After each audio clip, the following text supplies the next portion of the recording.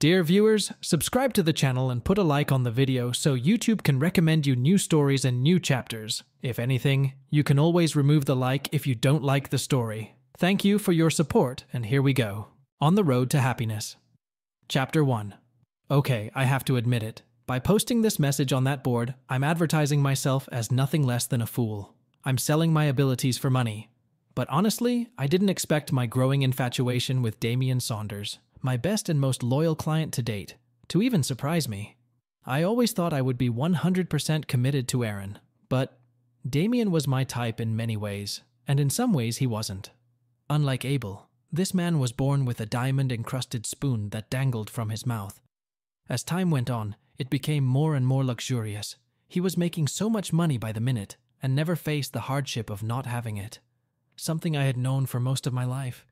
Sometimes it made things a little weird, especially when it came to dates like this. Once in Damian's world, I realized that he loved the finer things in life. It was truly all he knew. That's why our dates with him were expensive and lavish. I never knew how to dress for such an occasion, but it rarely mattered. He usually had a pre-made outfit that he bought for me after getting my measurements from the old lady who was altering my dress. It was almost creepy if it wasn't so sweet and kind of him to take care of me. It was obvious he was doing it from the bottom of his heart, even if sometimes he was a total goofball, like this time. While I was busy working, my thoughts of men were a million miles away. But that soon changed. A delivery man stopped by and handed me a white box wrapped in a pink bow. I excused myself and ran with it under my arm to the staff room. I quickly discovered that it contained the dress and a pair of panties I was supposed to wear for that night. I ran back into the store and stared after him for a long time, as the sight of the man who had brought it said that he knew what was in the box, until he finally left with his candy bar that had taken him forever to buy. Just because I wanted more than one man in my life didn't mean I wanted all men.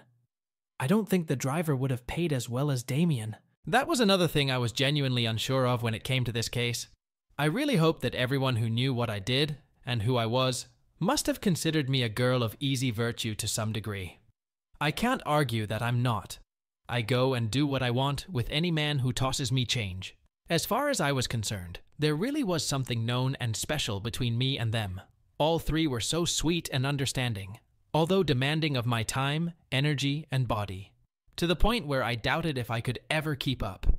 That day, after finishing work, I just wanted to sit back and relax. I wasn't too surprised when I saw a car waiting for me outside. All I really wanted was a cigarette, and not to fidget while smoking. Just then, I saw who was getting out of the driver's seat to open the door for me. When I saw a tall, blonde-haired man opening the passenger door with a phone between his shoulder and ear, I flinched, stuffed the unlit cigarette back into the pack, and rushed toward him, clutching the thin box tightly to my chest. Throwing it into the car, I jumped into his waiting arms and found myself in his massive embrace. "Damian, I didn't expect you to pick me up in person," I shrieked as he let go of me and pulled the phone away from my face to hang it up and put it in my pocket. "I thought it would be best if you saw me first. Well, except for my messenger," he grinned, looking at the white box I'd tossed on the passenger seat. "But since I'm here to pick you up, you'll have to get dressed on the way," he playfully teased, though I could tell how serious he meant it. At least he had a spacious enough car. Changing clothes was easy enough, but I was worried that the tinting on the windows wouldn't be able to hide me from prying eyes. It was the panties that I changed into first. I slipped out of the rather boring pair of white cotton ones I'd worn to work that day and pulled on the bold and exotic red ones Damian had brought. "No bra," he ordered. "You won't need one with the dress anyway." We stopped at a red light, and I blushed at his command. Damian really knew what he wanted and never bothered to ask for it. Before I could even look up to undo it, he had already done it for me and pulled it down with his right hand. I whimpered and shuddered slightly. He turned the air conditioning on full blast as I pulled away from him. Okay. I need to get dressed," I said, not wanting any outsider to see me like this and what he was doing to me. Sometimes Damian could be so indifferent when it came to things like this. He never cared if anyone saw us, and that was great, but only sometimes. Thank goodness. At this point, Damian stepped back and let me quickly put on my sundress. It was blue fabric with pink roses all over it. There was only a short blue slip underneath the skirt, and then it ended, and the only thing covering my legs was the sheer material of the top. The top was like a corset as it compressed my breasts and stomach. Under a layer of tissue paper in the box, I also found a pair of lace-up sandals. It took me a little while to lace them both up. It's awkward to do in a moving car. Soon they were laced up to below my knees. They were brown and pretty, matching well with the beautiful dress he'd given me. I leaned back in my seat and adjusted the strap on my chest, feeling a little tight. My heart raced. What about the makeup? What about hair? Just in case, I did a little makeup before work, but nothing major. I just put my hair up in a high ponytail at the back of my head. Don't worry about it, he assured me, not even looking at the road. I have an appointment with a stylist on the way. Thought you could use a haircut too. Well, it sounded like Damien did. It didn't shock me too much, that's for sure. The hair and makeup sounded pleasant. Though it bothered me how short he wanted my hair. I liked it when it was long, and I wanted it to stay that way. I learned from the stylist that he did want to remove a few centimeters, but it didn't make me feel too uncomfortable. So, 2 hours later, after finishing the job, I walked out of the salon with my hair just above my shoulders and a layered cut. It looked really nice, as did my new makeup. Damien was very pleased with the result when I was led back to the reception area. When I got back to the street, I stopped Damien at the car, hurriedly pulled out a cigarette and lit it quickly, puffing hard to get my much-needed dose. 2 hours was long enough. I earned an annoyed snicker from my lover. "Those things are so bad for you," he grunted and muttered, just like he did every time he saw me with them. I rolled my eyes and took a big drag, almost spitefully pulling the much-needed flavored smoke into my lungs.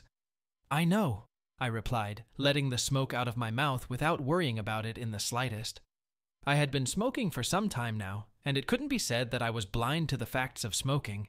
It was just a vice like any other, maybe a little worse for my health, but in the end, who cared? It wasn't like Damien would be standing at my bedside 40 years later, holding my hand as I let out my last wheeze and passed away. It wasn't that long, not like someone who loved smoking as much as I did. I'm not sure I'll last much longer. Too much hope for reality. Why did he care so much about risk? Maybe he just didn't like the smell. I was punishing my lungs. "Why not just take me to Amelia?" I asked, still enjoying my smoke, even if he hated it. "She doesn't have a studio," Damien replied. "Besides, we should give her time off." Yeah, I'm sure she needed time off. Time to fuck my boyfriend. Was I angry about it? I can't say. I was angry at first, that's for sure. But now? It's okay now. Why wouldn't it be? I had so many men to take care of, and Aaron could have another woman to enjoy.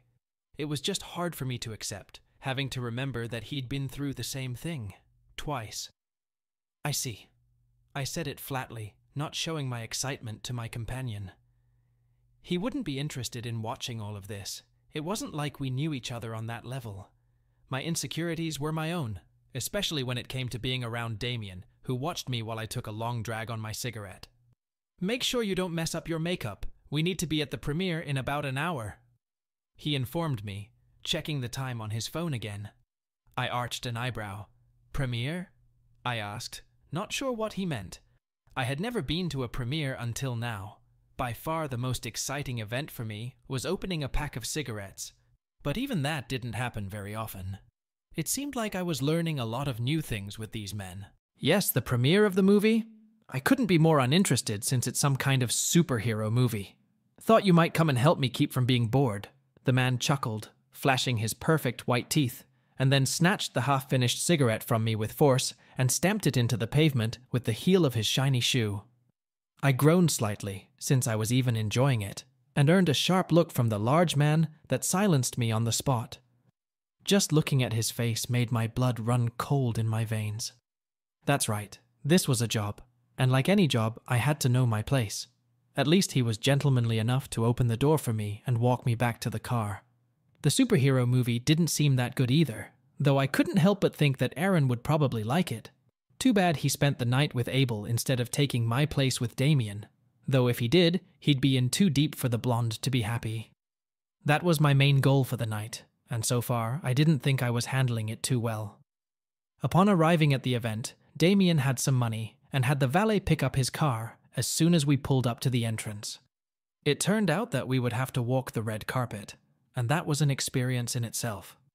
Damien was a private man, and I didn't know much about him yet, but the reporters and cameras flashing around us sure did. They approached him, saying all sorts of things and asking questions.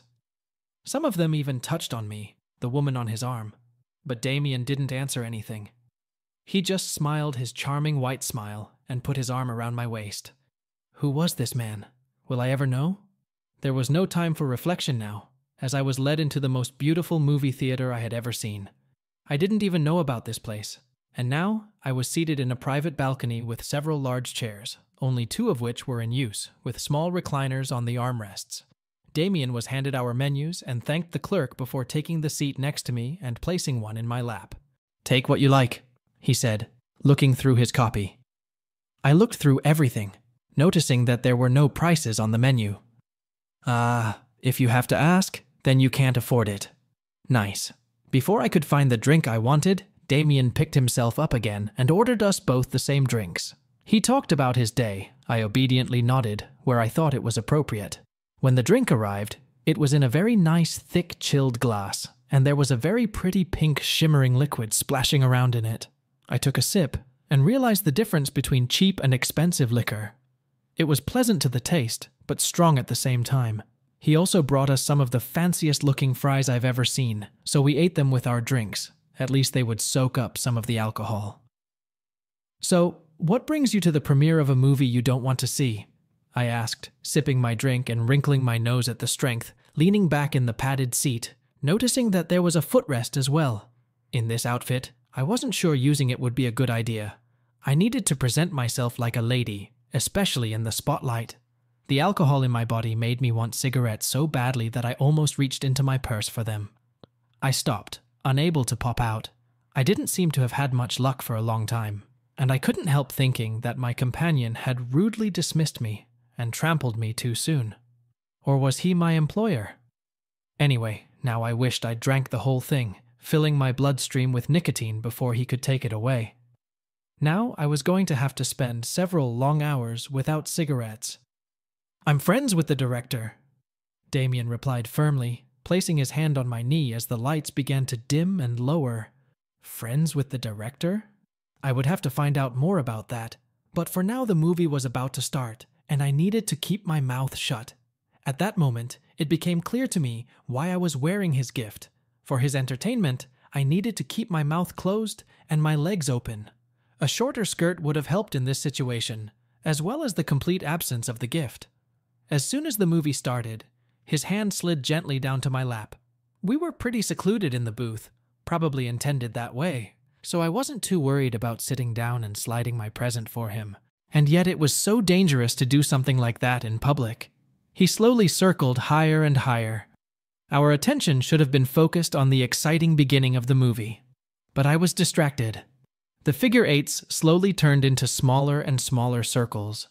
He was taking his time, teasing me and enjoying himself. I was sure of it as he approached my sex. It became clear to me what he was looking for when he lightly touched the lace and then became more purposeful. Damien continued to tease me. Desperate for something to distract me, I grabbed my drink and started gulping it down a little too quickly. My eyes were fixed on the huge screen. I watched but couldn't see what was happening. Nothing was happening in my head, but his fingers were incredibly close. Damien was so gentle, teasing me. I knew that if I went on for the full 2 hours, he'd ruin me. I'd turn into a sweaty, panting wreck before we even got back to his house. I was both very excited now, and I wanted a cigarette more and more. The more tenderly he touched me, the more nervous I became about what was coming. To me, nervous means a cigarette, but in this case, I was nervous. But at the same time, I was very excited. He was a real cad, and I loved every moment of it. I was a little scared this time because I was still sore after what happened a few days ago. I wasn't even sure I could take it, but I knew I had to at least try, no matter what. The moment the car stop scene happened on the screen, Damien finally moved on, causing me to let out a small scream that was thankfully masked by the loud sound of the movie. I should have pushed his hand away, but no, I just sat there like that. Damien was clearly well practiced, and I was obedient while I was being tortured. A stain was left on the chair. It was humiliating to watch it. I was sure those sounds his fingers were making were extremely lewd. At that moment, I felt wonderful like I had never felt before. But it felt too much like pleasure. And that's saying something. Because live with Abel, I was being eaten like I was chocolate ice cream. I was close to the edge of the cliff. I could feel the tension building. Then suddenly it stopped. He pulled his hand away, leaving my skirt, leaving me glistening in the hall. And instead of wiping it on my clothes, I watched in bewilderment as he dipped his fingers into his drink, mixing ice cubes with my flavor and alcohol. The longer I sat there, trying to concentrate on the boring movie, the colder my butt got. I knew I needed to clean myself up as soon as possible. But not only that, I couldn't get it out of my head that I really needed to smoke right now. It was an internal struggle, honestly. As much as I wanted to be a good girl and dutifully wait for the movie to end, I felt uncomfortable and just couldn't sit still anymore. Not when I was left on that edge on purpose. Aaron or Abel would keep going. I leaned over and whispered in Damien's ear, "I need to go to the bathroom." From the way he sighed, it was clear I was going to take a small step outside too. This girl has needs. It wasn't like I was missing anything. I wasn't paying attention to what was going on as it was. I'll have to revisit this with Aaron. Or maybe with Abel to not look at it and just play with it. Either way, I missed this screening, albeit the most prestigious one. I blinked tensely when I found myself in the bright hallway and realized that I needed a cigarette more than anything. So running into the bathroom, grabbing some tissues and wiping myself down very roughly, I ran down the stairs and outside. My heart dropped as I turned around with a cigarette between my lips and met Damien's gaze. He was already standing there waiting for me. For God's sake, I just needed a quick smoke. "Couldn't last 45 minutes?" he asked. Of course he was watching me. I sighed slightly. "Could have waited longer if you hadn't interrupted me. Twice." I grunted a little, lighting from the end of the stick, and took a long double puff. Finally, it was bliss. As much as I wanted to be a good little maid for him, it was kind of hard when I wanted to smoke so badly. "I'm sorry. I just, needed it," I said, not wanting to upset him. I just couldn't concentrate on the movie. I tried to justify myself, but when I looked up at him, Damien was grinning at me. I could understand what he wanted, but there was no way he'd go after it. Not out in the open like he was now. Still smirking, he took my hand and led me toward the building, glancing at one of the waiters, who seemed to be having a smoke break. The younger guy jumped up immediately, as if he knew who Damien was and what he was up to. He took a quick puff on his cigarette, and doing a double take, left the small milk crate he was sitting on to go back inside. Was he looking at me? Why was he so shocked to see Damien with some random woman? Had Damien been here before with a woman? There wasn't much time to ponder these questions, as I was pressed against the wall with a shriek, placing one firm hand on my thigh and the other holding my steaming hand away from my lips. And from the rush of emotion, I felt my legs turn to jelly. His touch was as strong and demanding as his kiss. I had a problem. His weight was squeezing my quivering bladder. I felt like I was drowning in the best sense of the word. His caresses were almost suffocating, or my lungs weren't as good as they should be, because I got to the point where I started gulping for air as soon as the kiss broke. When he finally let go of my wrist, I mentally made a mental note to shake the growing ash off my cigarette. I couldn't keep from whimpering as he continued. Smoking down to the filter, I put the cigarette back between my lips and took a greedy puff, mindful of how badly I needed it. Even if it was difficult, as my lungs were busy puffing and I held back. Without the noise from the theater, it was so loud, I was too loud, it was fun. Even though he'd just started, I knew where this was going. Damien was so mean, he loved making me wait.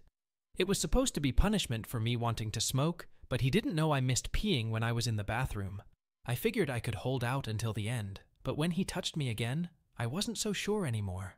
I should have taken care of all of this, but all I thought about was going outside and inhaling nicotine while I had time. Damien, I whimpered as he continued to play, making me feel like I wouldn't be able to take it much longer. The build-up was more intense than Aaron usually was, and I couldn't tell if it was due to the need to relieve my bladder, or if the cigarette had something to do with it too. What little I did managed to draw in. I wriggled and tried to pull myself away from him, but he was too strong and pinned me against the wall, which clawed at my bare shoulders and upper back. "I can't," I whimpered, sounding as pathetic and insignificant as possible, but it didn't help me. He thrust harder. "You better not," growled Damien in my ear. I ended up dropping the cigarette as it reached the filter, and unfortunately I only took a few puffs the whole time. "You need to wait." It was impossible for nothing to happen. I knew I was about to piss him off again. I was so close to it. I knew I would upset him, but even where I was, that wasn't the only thing that would annoy him. The mess, on the other hand, would be really something. I'm a real upstart, and my bladder was full of that drink I finished while he teased me. I wasn't superhuman. What else could he expect from me? In retrospect, I should have used the restroom while I was in the bathroom. God, I wish now I had done that. Everything would have been fine if I could have squeezed my thighs together. There was no way I could get out of this situation without making a mess. In between whimpers and squeals, I wanted to warn him, but I could barely get anything but desperate screams out of my mouth. The insistent, repetitive rhythm was what turned me on. No, I can't hold... I didn't even have time to finish the sentence, because with a jolt inside me, feelings rushed through my entire body. Suddenly, I was no longer in control of myself. I soaked both the back of my skirt and Damien's hand all the way to the cuff of his jacket. He yanked his hand away angrily, but he didn't have time. Shit! His voice would have horrified me if I'd been able to pay attention to the harsh tone. I was just too depressed, leaning back against the wall with my eyes rolled back. I was brought back to reality by a searing slap on my ass. "Fucking idiot! You didn't even think to take a piss while you were in the bathroom?" he asked, pulling off his jacket and wiping his hand with it before tossing it to me. "I think we better go home." Shivering from the cold outside air and panting, I accepted the offer again and wrapped his ruined blazer around my waist, clutching my wet hands nervously. Damien's icy gaze slid over me, and he shook his head. "I'm not getting in the car looking like that. I'll have to get you naked," he demanded sternly. "Of course it is." Walking slowly back to his car, Damien followed me and opened the door, but not for me to get in. It gave us a little privacy, so he didn't rip my dress off right as we walked. He wasn't too careful, and I could hear him tearing the thin fabric as he roughly pulled it off me before helping me out. The time spent on this seemed to improve his mood. His gaze darted up and down as he helped me into the passenger seat and tossed the soiled clothes back into the box. My butt slapped against the cold leather upholstery, and I shuddered slightly as he walked over and sat behind the wheel. "You know, now that I think about it, you've given me a new experience, Livia. I've never been pushed around like this before." Damien closed his eyes and chuckled softly, almost maliciously. All the way home, Damien made me do something to him. "You better get me off at least once before we get home," he demanded firmly as he got behind the wheel. The closer we got to his estate, the faster my hand moved until I gave in and unbuckled my seatbelt. There was the sound of tinkling bumps and the clinking of bongs in the car. I was able to give him what he really needed. All I knew was that I had to get him off. If I didn't, I was sure it would be my last job with him. Hell, maybe he'd turn the car around and drop me off penniless at my apartment. That would ruin not only my night, but Erin's night as well.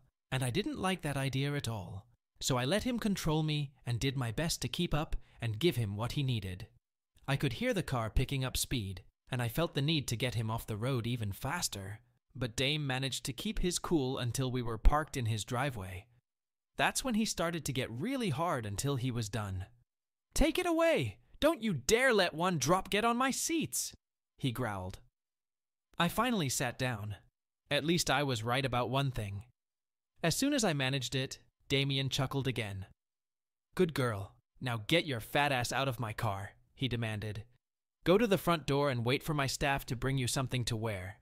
Damien looked back at him, but he didn't seem like he was going to come out with me.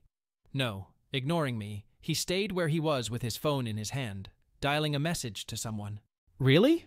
I asked, nervous about what he'd said to me, but desperate to continue being a good girl for him.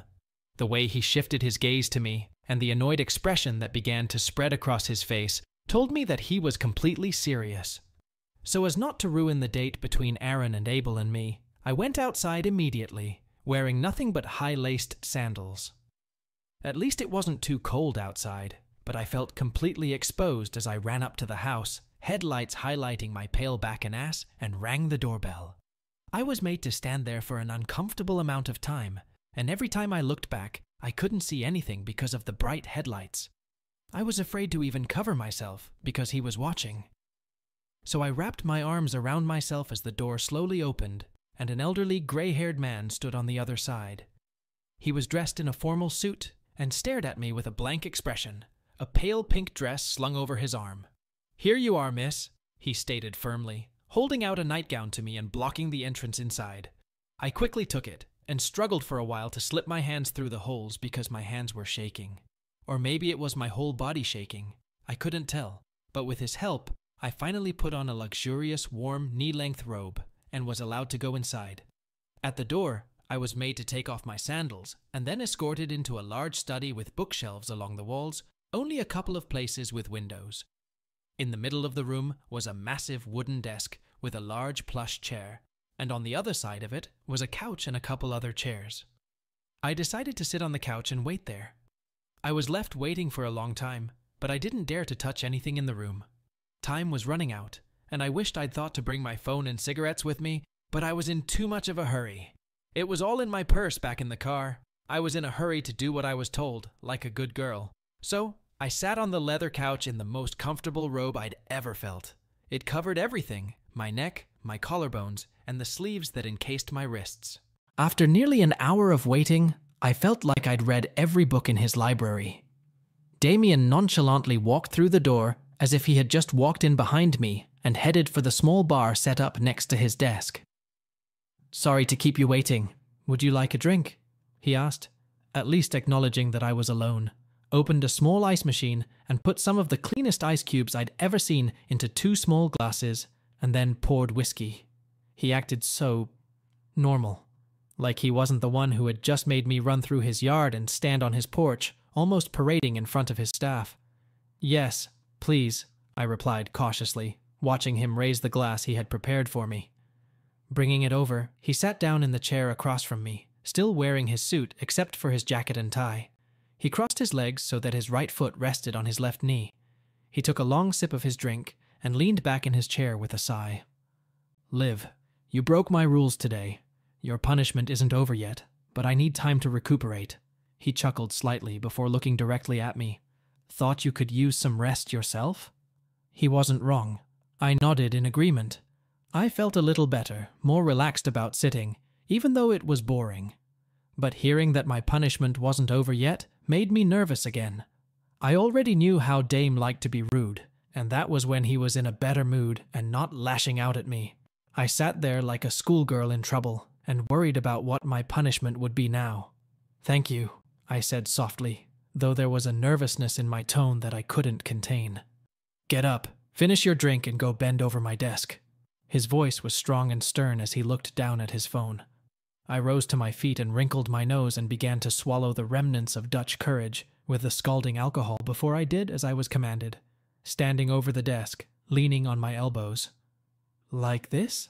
I asked nervously, leaning over the table and fluttering my eyelids pathetically. "What exactly?" I held back a sigh, lowering my head slightly, my black hair covering my face. "Like this, sir," I interjected politely, trying to be nice and obedient again. I heard him stand up, and at first I thought I heard his belt being taken off, but then I felt him come behind my back, and... I'm afraid to disappoint you, dear listener, but this part was cut due to YouTube rules, and the full version of this is on our Patreon. The link is in the description. "There, now it's perfect," Damien said. He surprised me. He didn't hit me, but reached across the table and reached into one of the top drawers. I let out a momentary sigh of relief. Oh no. It dawned on me. I had a premonition it was coming to this. There was no way I was going straight the next morning. I could feel his fingers all over my body. He hummed happily, as if he were painting a masterpiece. It was then that I heard the clank of a brass buckle, and then the slip of a leather belt. It had to happen one of 2 ways. The money was in the bank. I sold myself. But he wanted more. He paid more. All I had to think about was money again. Making Aaron happy. Or maybe trying to enjoy it. I wanted to relax, but when the belt rang out, I breathed a sigh of relief. The spanking on my ass was the limit. I misbehaved and deserved to just be smacked, at least when it came to Damien. I did my best to relax my body for him, wanting to both ease the discomfort and make sure he was enjoying rather than straining. Soon the burning pain was gone. It felt too easy. I could feel every inch of him doing it. Damien, being the forgiving and beautiful man he is, gave me a few moments to get used to him. "Damn, you're huge," I whimpered, praising him as he slowly at first, but still started to pick up a good pace. I knew that by the end he wouldn't be so sweet and caring anymore. After all, this was my punishment. He grinned deeply at my words as he began to pick up the pace. "How lucky you are you've been so bad, but you still get to enjoy it all," he muttered, panting. I felt his strong hands go up to my shoulders and realized he was about to start. I held on with all my might. My voice caught in my throat at first, but eventually I screamed out, feeling like he was taking everything I had from me. After all, it was only my second time. It felt good. Maybe it had something to do with all of this too. He held me tightly by the shoulders. "Oh my God, a lady," I said, throwing my head back as I was overwhelmed by the pleasure that was beginning to surge through me. It felt almost too good for me at this point. I had already completed my cycle, and now it was his turn, especially after I ruined his night at the theater. He didn't look too upset at this point though, as he began to grunt lightly with much effort. "Let it all fall out. You'll need room for more soon," said Damien nonchalantly to me. With those words, the blonde ignored me and went to make himself another drink, leaving me to slowly make a mess on the carpet beneath my feet. This new business venture of mine was creating new challenges. The next morning, I woke up in yet another strange place. It took a few seconds to realize where I was. Then I realized I was in the pool house behind Damien's mansion. Maybe if I behaved well enough and didn't pee on him, I could stay in the main house? Last night, when he was finally done with me, after a second round about half an hour later, he let me stand there dripping while he poured himself a whiskey. He kindly kissed me and gave me an affectionate squeeze before telling me where I would be staying. In true Damien style, he didn't take the time to walk me there himself, but asked one of the many pretty maids to do it for him. She was kind enough to show me where all the clothes from Damien's past, and even current relationships, were stored. It was a huge walk-in closet with various articles of clothing and lingerie. Knowing what he liked, I picked out a pair similar to the ones I'd worn before, and a nice soft pajama set. A soft pink tank top with ruffles around the bottom, and the same short shorts with ruffles around the edges. It was cute enough that I didn't mind if Damien saw me in them. I thought I'd crawl into bed with him. But no. Instead, I lay in the luxurious bed, looking up at the mirrored ceiling, and thought, looking at myself in the mirror, about the girl who'd left them. What did she look like? Had she dated him? How many girls had Dame done it with? It wasn't the sun that woke me up, but someone's loud knock on the door. I slipped into the robe left over from last night and was pulling it tight around my body when I was greeted by one of Damien's smiling drivers, holding both my purse and my all-important cigarettes. I was sorely missing them, so I hastily smoked two before I even had time to get dressed. He had to wait for me before taking me back to the apartment. While I was sitting there, he informed me that Dame had unfortunately left early in the morning and would be contacting me soon. I was left with practically nothing, with a box in my hands containing my dress from the evening, wondering if I would ever see Damien again. I'd only been there a few seconds, fussing and dealing with the ever-hungry Dave, though Aaron had left a note saying he'd fed him, before my phone rang in my purse. Pulling it out, I saw it was Abel, and just the thought of him brought a smile to my face. The man was always there when I needed him, and at that moment, I really needed his reassurance, because I knew I wouldn't see Aaron until later that evening. Disconnected from the call, I decided to take a shower before he arrived. Throwing the clothes I had left from the evening into the washing machine, I went to light a cigarette on the balcony. As soon as it was lit and I took a much-needed puff, the doorbell rang, and I realized it was Abel. Sighing, I put the cigarette on the edge of our outdoor ashtray and walked back into the house, unbuttoning my robe as I made my way to the door. It took me a split second to throw it over the back of the couch before I opened the door and found myself in Abel's tight embrace. He, clearly strong, with 2 reusable bags full of groceries in one hand, picked me up and kissed me lovingly, hugging me tightly around the waist. "Hey baby, I'm here to make you a little breakfast," he purred, gently lowering me to my feet and looking me over. "Nice pajamas. I bet they're from Damien. You can go ahead and take them off," he commented, walking into the kitchen and starting to unload the bags. I blushed. How would he know? And followed him, watching as he diligently put things away in the fridge and cabinets, clearly intending to make more than just breakfast. "That's so sweet, Abel. Thank you," I smiled, stepping out onto the balcony to get my still smoking cigarette. I left the door open so he could see and leaned against the railing before taking off my shorts and leaving them on the ground around my slippers. Once outside, I tossed them aside and my tank top soon followed. "Don't thank me yet. Just want to add some meat to your skinny bones, baby," he said with a chuckle and snapped his fingers. "Oh shit, gotta get out of the car yet." With those words, he turned and ran out of the apartment. I stood on the balcony confused, but very content to smoke a cigarette and waited for him to return. I could hear his footsteps in the hallway as he repeatedly entered, exited and re-entered, setting things up in the living room and then coming back into view. "Excuse me, I brought my streaming stuff to use your vintage gaming systems." Of course, Abel would be thinking about work before breakfast was even made. "That's all right, though I'd like to know what you mean by meat on my bones," I stated, crossing my arms. Abel chuckled, vigorously beginning to knead the batter for the pancakes. "Don't get me wrong, you look amazing. Just a little home cooking might add to your booty," he told me as he worked. "Bet you don't cook that often, do you?" He invited us over to his place. Both Aaron and I didn't like to cook. Occasionally we would cook in the heat of passion, but I don't know the last time we used the stove. We just didn't have the time.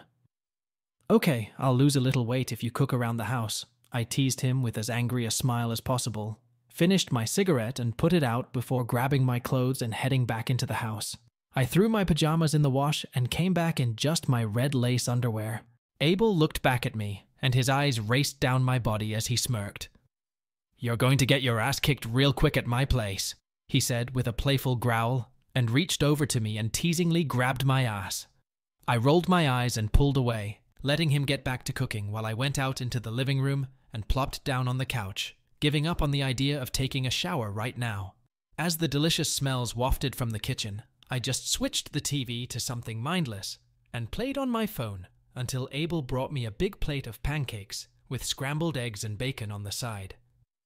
"I expect everything to be eaten before I eat you," he joked with a large tinge of truth. Abel took a seat next to me with his own plate, which was heaped with an amazing amount of food. In a matter of minutes, he'd consumed the entire mountain before I'd eaten half of it. We sat in silence, focused on the food. He clearly loves to feed. Eventually, I finished almost all of my food, leaving only part of a pancake and a slice of bacon. Abel grinned triumphantly as he finished those pieces, then gathered up the dishes and took them to the kitchen. Abel stayed in the kitchen for a long time, but I used it to my advantage. By the time he returned, I was already stretched out on the couch, hiding my full and bulging belly, and the dark red things were deliberately carelessly tossed across the room, out of his sight. I hoped he wasn't too full. I just had to wait for him to eat and drink me. He seemed to enjoy the moments when I lashed out. I enjoy my moments. Before sitting down at his desk, Abel took a long, painful time setting up his cameras and laptop. This was the way it was supposed to be. I just lay there, leafing through my phone, doomedly scrolling through social media, occasionally lifting my head and watching him. He was very pleasant to look at. What shocked me was when I saw him turn on one of the gaming systems and the cameras on us. "Hey," I whispered pitifully, receiving only a slight reproachful chuckle from him as he took a seat next to me, studying the view on his laptop. After grumbling disapprovingly about the image and further adjustments, Abel finally settled down next to me, forcefully pulled me to him so that my thighs were in his lap. After a few seconds, he started the stream, and I saw that it was on the one he used when we first met. It wasn't his usual stream, but on it he could do just about anything, especially with me. As I lay there, I watched the viewers come in, the meter going up every second, as he started up a new Mario game on the Nintendo 64. He didn't say anything about me at first, just socializing with the audience and stroking my ass until he needed a second hand to play with. I felt like he would never show me any attention and just use me as a prop for his audience, so I got up and left. It was just annoying. I had already waited for breakfast. I knew it was a little silly of me to be angry. All I wanted was him, not all his creaks and shit. I needed to be taken care of. Keeping my eyes on Abel, I went around the house, tidying up, but I did it a little louder than I intended. Everything seemed to be coming at me. I just couldn't keep from banging dishes in the sink as I scrubbed and cleaned. After each clink, he would glance at me and frown. He was working. While I was clearing off tables and sweeping, I was making all sorts of loud, annoying noises, doing the cleaning with annoyance, and Abel was sitting there happily chatting about nonsense in his chat room and playing his stupid game, completely ignoring me. What a jerk! Of course, I should have known I would be treated like that. After all, he was just a human being like everyone else. Slamming the toilet seat he'd left behind when I stopped to pee, I roughly pushed the door open and stepped out onto the balcony for another cigarette. I even left the door open to let all the city sounds reach the apartment as I inhaled the poison between my fingers deeply and greedily. From where I stood smoking, I could see him on the couch, his phone pointed at me as he filmed, most likely peeking at me, and shared my naked smoke with his audience, leaning back with a smirk on his face. That goofy look on his face as he chattered away. I stood there and he didn't care, and it pissed me off even more. Even Aaron never ignored me when I went like this. I at least got an affectionate slap on the ass or kisses between smoke breaks. Back in the house, I headed to the bedroom to get dressed. Since he was going to ignore me, I might as well insulate myself. But as soon as I was within arm's length of the man, he grabbed my wrist firmly. "Get your ass over here," he teased. I glanced at the screen and sighed, rolling my eyes in exaggerated surprise. I smiled and let him pull me closer until I was in his lap. He ran his hand over my cheek and then kissed me in front of the camera. When I turned my head and opened my eyes briefly, it was the first time I caught my gaze to see my face on the screen, and it was a little frightening. Men are so much warmer than us women. His body made my irritation melt away as I sank into him. When it came to a guy like Abel, it was almost annoying. He could tease and pester and still end up getting exactly what he wanted from me in the end. Was it too much to ask to be strong enough to deny him that desire? I thought he looked so nice with that hair he tied back in a bun. He was showing off his tanned, muscular, easy to give in to me body. I really felt blessed to be alone with him, to touch him and smell him, even though there were thousands of people watching us both. "Get on your knees," he muttered quietly, a stage direction meant to be overheard by the audience. He said this while patting the couch next to him, showing me where he wanted me. I did as I was told and sat down on the couch, first on my hands and knees, and then I let my upper body relax, and my shoulders slumped onto the cushion along with my cheek. I couldn't see much from this position, but soon I felt his hand slap my ass. Another invisible director. "Listen, guys, sometimes you need to put the controller aside and give your girl some affection," he stated. His large palms tickled me gently. He chuckled almost evilly before stating, "I know a guy who was with her last night, and I bet she needs a good night to calm her down." Having said that, he fell silent and soon had his face pressed against me. The sensation was amazing, like a cat over a bowl of milk. Damien showed no interest in her, except with his fingers. I needed Abel to want her. Thankfully, the ignoring was short-lived because it wasn't long before we moved on to a new phase. Abel forced me to stay still while he gave me what I had been craving for so long. It felt like an eternity had passed, the longest and most blissful few minutes I had ever experienced. I wanted it to go on forever. But Abel, being Abel, had no sooner completed the process than he withdrew himself from me. Soon, I was focused on him again. "I want you to sit on the coffee table. Knowing you, you better not mess anything up." Panic gripped me. How was I supposed to do this? If he hit the spot? There were cables and even one camera on a short tripod, one that was pointed directly at us. I looked back at him questioningly and he nodded, confirming the order. I blushed slightly, awkwardly standing up and being careful as I could easily slip on the coffee table, which groaned as my weight settled, and then tried to put my hands and knees in the right places so I wouldn't accidentally knock something else over. The situation was stressful, and certainly not one of my fantasies, especially when I took a good look at the view of my person on the computer screen in front of me. And looking back as if in a mirror, I had to smile at what I saw. I recommend making women wait a little longer when they feel the need, Abel said with a slight sigh. I could feel him. She wants it right now, right, baby? He announced. I couldn't say that. Not on set.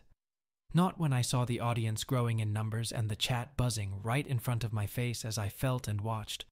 But I knew he was serious when he stopped halfway through again and waited. I could feel his eyes burning into the back of my head with a look I didn't need to see to understand. He had expectations that needed to be met, just like any other man. Yes, I nodded and finally answered. I really, really want this, Abel, please. I gave the permission he craved and instinctively inhaled, shifting my hips slightly to prove my point. Confirmation seemed to be the only thing he was waiting for with a manly wheeze he did so, and then pulled back for a moment. I felt as if it had been forgotten since last night.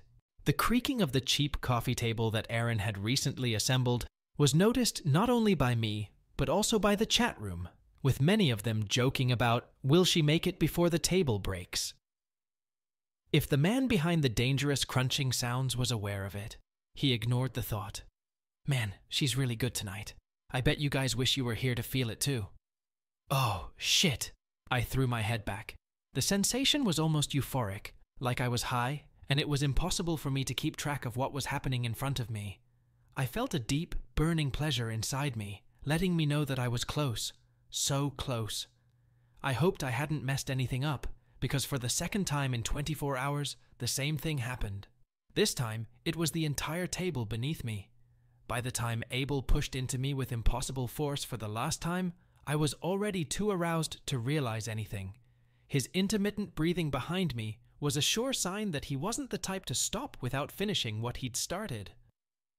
Looks like I need to clean up my act before I can get back to playing, he stated. Abel still continued to play, stepping back and watching me get off the table. You go take a shower. In the meantime, I'll keep talking. The way smooth his voice sounded really helped calm me down, especially since it was part of his performance art. I got off the table as carefully as I'd sat down and hurried out of sight. Abel immediately set about cleaning up, stopping in front of me to kiss me gently on the lips and then pick up the paper towels. I sprinted to the bathroom. Soon I was under the jets of water and taking a long shower. I felt incredibly dirty. I was really dirty. Through the shower, I could still hear my client working. It's funny to say, but he was playing an old video game and complimenting me. But he was really working, and it was so interesting to be on the other side of the process. Finishing my shower, I stepped out in my towel. Aaron tidied it up again. After drying my hair, I headed outside for another smoke. I was going to catch up on my work from yesterday. This time I sprawled out on 2 pillows, stretching my legs out so that I wished Abel's knees were resting on them, or even Aaron's. This time I allowed myself to savor the smoky flavor that flowed over my tongue, down my throat, and into my waiting lungs. A cigarette after coitus is awesome. I was lucky that with the help of my addiction, I was able to enjoy the blissful high of a good moment a little longer, sinking into the firm pillow and letting my towel hang down slightly. Damien wouldn't allow for such bliss. The breeze touched my freshly washed skin pleasantly. On the road to happiness. Chapter 2. Things would be even better if I wasn't alone. Besides the craving for nicotine, I want as much attention and love as possible. After saturating my lungs, I went back into the house and saw Abel sitting there, dressed in just his underwear, seemingly mindlessly playing a game. I had to smile. I'd seen Aaron do this 1,000 times. Hell, I'd played with him and his friends too. It was different, but somehow unexpectedly similar. Abel wasn't Aaron. I walked silently to the bedroom where I was getting ready for work. I dressed simply, not wanting to draw attention to myself. I had my own excitement for the day. At least I got what I was going to get, until I saw Aaron. After getting ready, I went back to the living room and gathered my things for work, and that's when I felt my phone ring. $800 for lunch. I wanted to laugh a little at that, but I took a gulp of air, checking the bill. He was still paying me for my services. Rolling my eyes, I walked back into the living room, where he stopped me again. I'm going to stay here and wait for Aaron. I'll see you after work, babe, Abel told me, kissing the back of my hand gently. I looked around, noting all the things he had brought, and thought, is he really moving? Abel stayed with us for the night, and the next morning made us both a pretty good breakfast. When he left to go back to his own apartment, he didn't take any of the streaming kit with him. He left it all in our living room, promising that he'd pick it all up soon, and that our apartment was too convenient not to do at least one more streaming here. So, in mild disbelief and excitement for Dave, it was all pushed into a corner, and we went on with our day. That morning, I spent a lot of time cleaning. I washed laundry, scrubbed surfaces, tidied up the floor, and generally did everything that could be done. Life had been hectic, and I hadn't been doing much lately. Plus, I didn't understand why I was acting this way, but I had so much restless energy in me that I just couldn't stop until everything was perfect, or as close to it as I could get. I carved out time to have a smoke here and there while cleaning, using those moments as little breaks while I looked out at the city around me. Aaron tried his best to stay out of my way, working on the computer while sitting on the couch. He lifted his feet when necessary, and even stood up to help me reach some cobwebs on the ceiling. When I was done, I felt better and went out onto the balcony again, feeling the breeze on my bare arms and legs as I was wearing a pair of small cotton shorts and a large t-shirt. A slight chill ran through me, but I sat down on the outdoor couch and curled up in the roll I kept there for those days.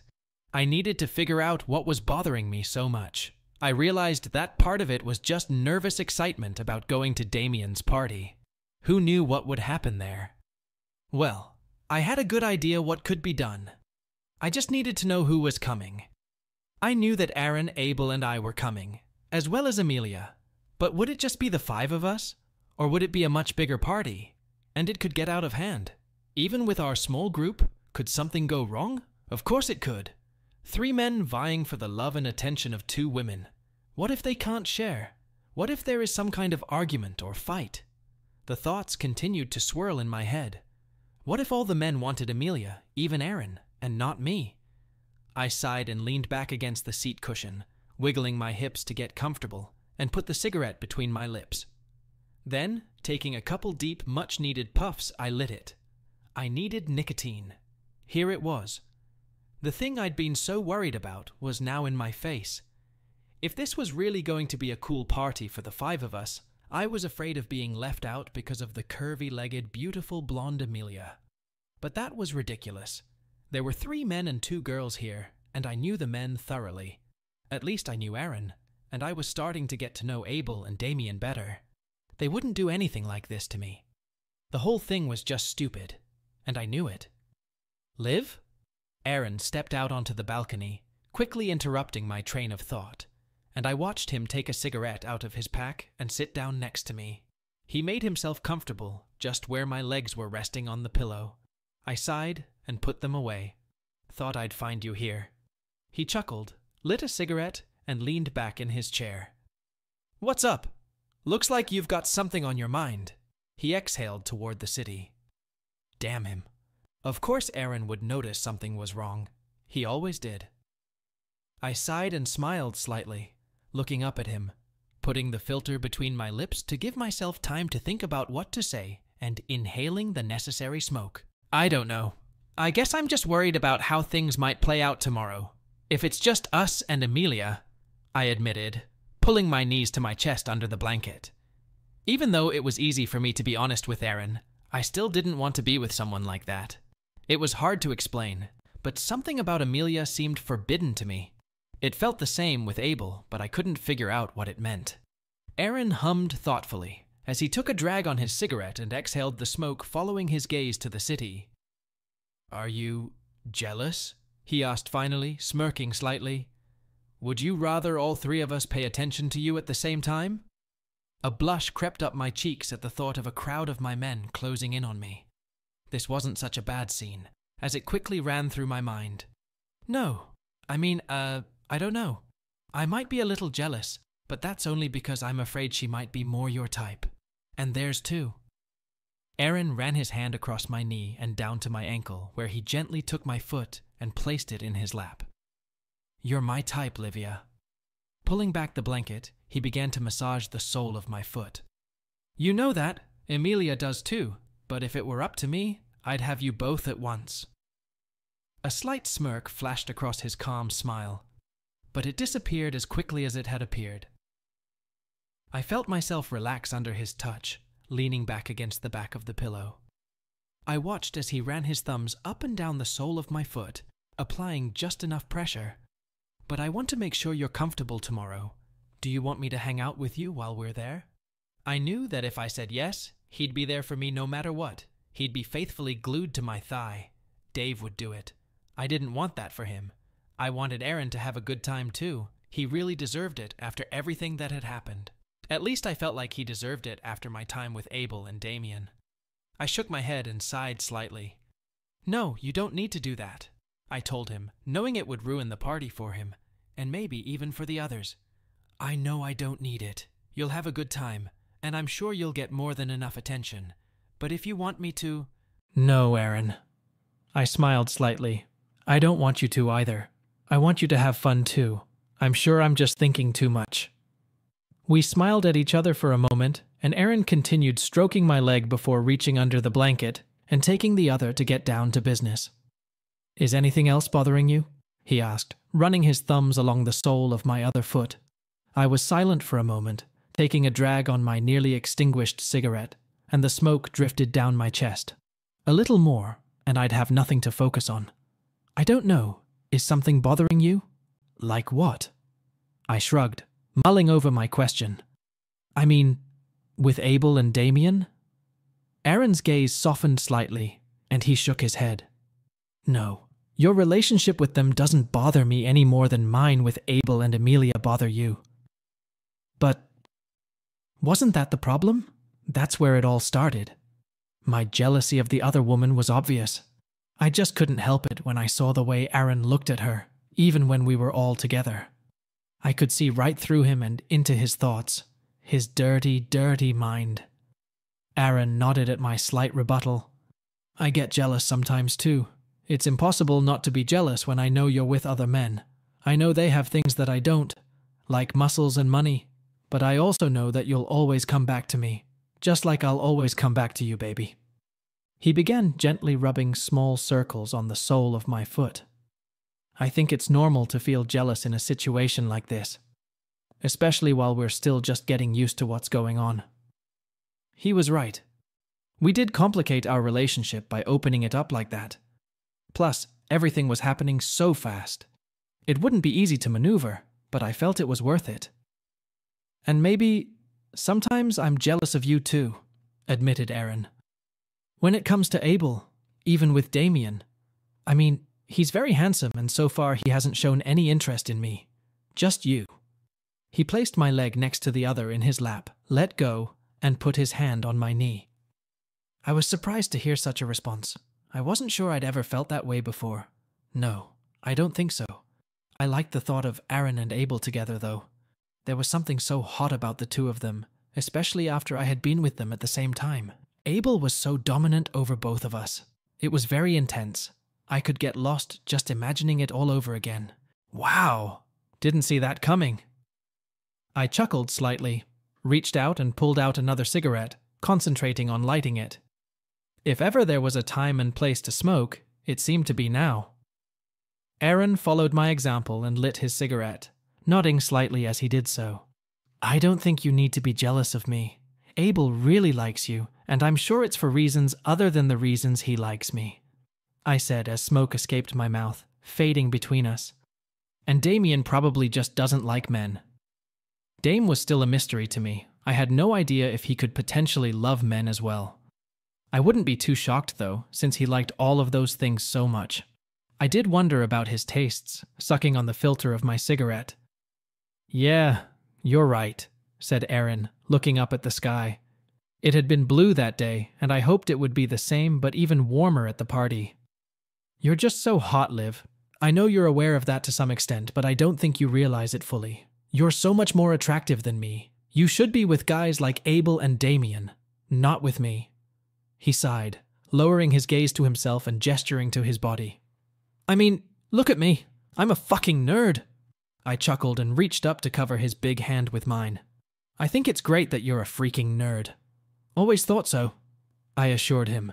Sure, I was attracted to how trim and manly the other two were, but there was something so soft and loving about Aaron. It didn't matter that he was smaller than them and not as strong. He made me feel safer than anyone else. It had nothing to do with height. It was just who he was that brought with it the comfort of protection. I wondered if anyone else had noticed that about my love. But honestly, I like you physically as much as I like you outwardly. I like even the things that make you different. I don't need 3 muscular men by my side. I'd rather you take one of those seats. Aaron seemed deeply moved by my words, judging by the way his pale cheeks turned slightly pink. He smiled at me, his blue eyes shining with happiness as he moved closer and leaned in to kiss me gently. The kiss lingered, but didn't go any further before he pulled away. We both needed a little respite to keep things from spiraling out of control, at least for 1 full day. I love you, Livia, he said in a soft tone, pressing our foreheads against each other. I love you even more. I chuckled, closing my eyes to just be in the moment until Aaron pulled away and settled back on the couch.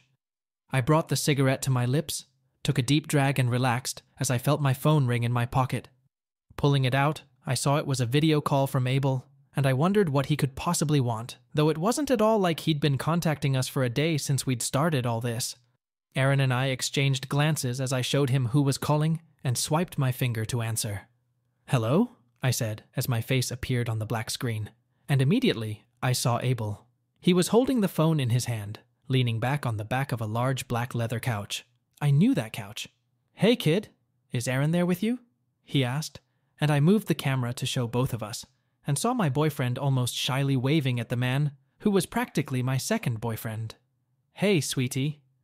Abel playfully patted the blonde guy next to me. Thought I'd check in on you guys. Still ready for tomorrow? He asked. As far as we know, we'll be there, I replied, putting my phone back in its place and admiring Abel and how playfully mussed his hair was, gathered into a quick bundle. He looked as calm as ever, and it made me feel a deep thrill at seeing him again, even if he had just left that morning. Okay, I'll pick you up tomorrow around noon and bring you back here, he said calmly. Here? I furrowed my eyebrows and watched as he turned the camera around, revealing that he was sitting in Damien's office, and behind the desk was the man in charge himself. Dame looked up from the papers in front of him, put on his thick-rimmed glasses, and frowned his eyebrows before waving his hand at me and lowering his gaze back down. The camera shifted again, but this time to show that not only were the 2 men there, but Emilia was there as well. Her mouth was full. He adjusted the view so she could see me, and I could see those ocean blue eyes. She seemed to smile slightly at him, but didn't stop what she was doing as Abel shifted the camera back to herself. I knew I'd seen this couch before. The thought of what Damien was doing to me right here made me blush. I remembered what it felt like to have my beautiful nightgown lying on the floor in disarray. I could almost feel all the sensations. I wish you 2 were here. I would have put you to work just like her. Abel's voice brought me back to reality. I had to shake my head a little to chase away the fog that accompanied that memory. I'm sure you are. I rolled my eyes playfully and adjusted myself so that both Aaron and I were in the frame again. What did I miss? Asked Aaron, pouting a little at what he didn't get to see. Abel laughed and let out a small sigh. Emilia gave me a kick in the head, enjoying her until you got your hands on her. He teased me, winking at Aaron and causing him to blush brightly. I couldn't help but pout at the remark, but my jealousy was fading. It looked like Damien and Abel had gotten their dose of Emilia that day. Perhaps that meant the next day they would both be at my disposal.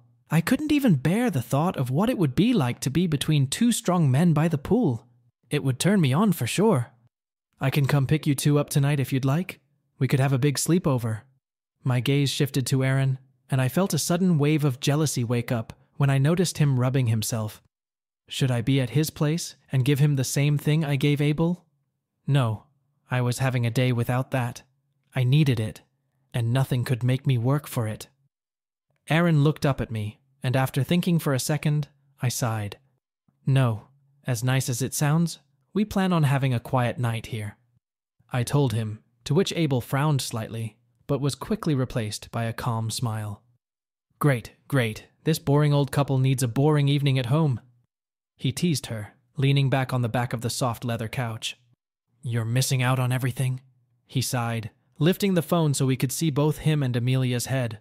I rolled my eyes at him and looked away for a moment. How could they not get some rest? "Yep, that boring couple will be enjoying their boring evening at home too," I said, turning back to the screen and watching Aaron watch what was going on. I couldn't blame him, though I hoped he wouldn't get too flustered. Nothing was going to happen to me that night. I knew my body. It definitely needed time to rest, especially since there was a party the next day. We talked to Abel on the phone some more. Mostly Aaron and him had a little conversation that I wasn't really listening to, as I was smoking on the sidelines and holding the phone for them. Even though I wasn't paying much attention, I could hear Abel reaching a climax. Moving my gaze to the screen, I saw a smirking Amelia sitting up with a completely satisfied look on her face. "Better not make a mess on the floor," called out Damien from behind the screen. Abel looked pleased with himself, leaning back in his chair with his hand behind his head. They talked some more, but Damien started giving orders, and soon the conversation was cut off. By the time we hung up, my arm was already a little sore, and it was just the two of us again. We both sat outside and finished our cigarettes before going inside, so I could get back to cleaning the apartment. I wanted everything to be nice and ready for our return from the dame. Aaron immediately went back to his computer on the couch without disturbing my work. After a few more hours of housework, I felt like I was done. I needed some fresh air and to move my legs around a bit, so I decided to go for a walk with Dave. When I returned to the house and removed the leash, I heard my lover fiddling in the kitchen. I poked my head into the room and saw that he was working on dinner. He was preparing a simple recipe for buttered noodles. Recognizing this, I went to pack my things so I could take a shower after dinner. It would be a long one, as I needed to shave to make sure I was all cleaned up and ready to flaunt my swimsuit. I even picked one out for the next day and put it on my dresser, a tiny white two-piece that was only supposed to cover what I needed and nothing else. Dinner was ready as soon as I had everything laid out. We ate at the table and chatted about all sorts of things, mostly mundane, like buying Dave another bag of food or making sure all the bills were up to date. Just discussing everyday stuff that the rest of us, if we were around, would probably find boring. While we were eating and talking, I felt my phone ring in my pocket, but didn't pay attention to it until I helped Aaron clean up. As soon as he came back into the living room with the computer on his lap and the TV on, I read the message I received from the website I was advertising on. It was a different client. The other man wanted to ask me out on a date and bring me home afterward. He looked quite nice in the picture. His name was Richard. He was older, with hair the color of salt and pepper and beautiful green eyes, judging from his profile picture. However, I was torn. Would I be able to bear another man to have to take care of? After all, there's only so much time in the week. I had too much to do as it was. But at the same time, the money was calling to me. All I had to do was find the time to spend the night with this new man. But what if it became more than just a little date like Abel and Damien? It would be too much to add another person to our complicated open relationship. I feel like I have too much going on already in that regard. After running that idea through my head, I went back outside and sat down for a smoke. I crossed my legs and leaned back against the cushion, staring out at the darkening city before me. Would I be able to handle having another man in my life to take care of? Even if it was extra money, I wasn't sure about it. I felt like I had a lot going on as it was, and I didn't need to earn more, since Abel and Damien were funding my current lifestyle. Hell, I didn't even need a job anymore. I just kept working to keep up. Taking a drag, I held the smoke in my lungs, then slowly exhaled it through my lips. As the smoke dissipated into the air, I decided that no, I couldn't bring another man into the house, even if it was just for one night. I had a lot on my plate as it was, and I was still forming this new relationship and building a new future. I knew that no matter how cool he was, Richard wouldn't fit into all of this. So I ignored his message and even considered deleting the app right there. But for the moment, I'll keep it to myself, just in case. After all, my new lifestyle was not something unchangeable. Anything could happen between us and these two rich men. Placing my phone on the seat beside me, I took a long-needed puff. Glancing back at the sliding glass door, I saw Aaron sitting on the couch, his face lit up by the laptop screen. Even if everything went to shit, I knew I'd still have my love at the end of the day. It calmed my nerves as I sat there, smoking and watching him. I finished my cigarette and went back inside. It was getting chilly. I said hello to Aaron, who grinned. He was looking at something on his laptop. I went back into the bathroom and immediately started the shower. After waiting for the water to heat up, I got out of my clothes and untangled my long hair, brushing it thoroughly. I admired myself, looking in the mirror, an almost flat stomach. After standing for a moment longer and putting the brush aside, I saw how Amelia and I were alike, and how we were different. Finally, I turned away and got into the hottest water I could stand, shivering slightly before I got to work. Everything needed to be scrubbed. Time had to be taken to make sure everything was perfect, because knowing Abel, anything could be broadcast to his worldwide audience. I knew that after a while Aaron would start complaining about the water consumption, but I had to be clean. Once I was satisfied that I had cleaned myself up, I stepped out of the shower and dried myself off. I put on one of the large shirts Abel had left for me, and then wrapped my hair in a towel. Taking one last look at myself in the fogged mirror, I went back to the living room to spend the rest of the evening with my lover on the couch, and after a long shower, I went back out onto the balcony to smoke. He was affectionate with me. He even closed his laptop, and I made him put it away so we could relax together. Just the two of us. The next day, in the bathroom of the master bedroom of Damien's pool house, I could barely hear the water from the shower running through my hair. So loud was my heart pounding in my ribcage. After washing up and being in the bedroom, I kissed Aaron, who was walking in the opposite direction, before lying down on the bed. Unfolding my towel, I was left without everything, like most days, looking at my figure reflected in the mirrored ceiling. This room was so nice and cozy, I was starting to get used to it, even though this was only my second time in it. I still wasn't sure about the mirror on the ceiling. Lying there and looking at my body was extremely uncomfortable. I could understand why it might be pleasurable during that moment. But at that moment, I didn't care about that. I was all pink from being outside all day. Not a single white tan line was visible. It was fun to spend all day lounging by the pool with Damien, Abel, and Amelia. It was life-changing. I can't deny that I really enjoyed my lover's evening with another woman a couple times during the day. She was truly stunning, and of course, completely unlike me. Over the years, I had watched Aaron stare at her intently. She surprised me. Was there slight jealousy? Yes, of course. But it was the best kind of jealousy. It made my heart beat harder. It made me want to remind Aaron why we always needed each other. Now, lying here looking at myself, all I had to do was wait for him to finish showering, washing off Amelia's scent, so I could experience Aaron's freshness later. She's cute, but I prefer to think I won't be a slob. I closed my eyes to avoid looking at myself and focused on reliving the delightful moments in the pool with Damien and Abel. I paused to pleasure myself, rubbing my fingers together as the bathroom door clanked open, hearing Aaron come out, but just lay there with my eyes closed and continued to twiddle my fingers, still immersed in my reverie. Damien's image lingered in the back of my mind. He was so delicious every time. All day long, they were like machines. I jumped with shock and opened my eyes when I felt Aaron. Aaron had obviously been standing there watching me play with myself and now wanted to join in. I finally smiled as I looked in the mirror. I saw Aaron's back leaning over the bed. The towel was loosely draped around him for now. I reached down and pulled. "You're so hot. It was so hot yesterday." Warmth radiated from him in a way I'd never felt before, but I was glad all his attention was getting to me. Abel and Amelia came down the stairs and Aaron was still preoccupied with me.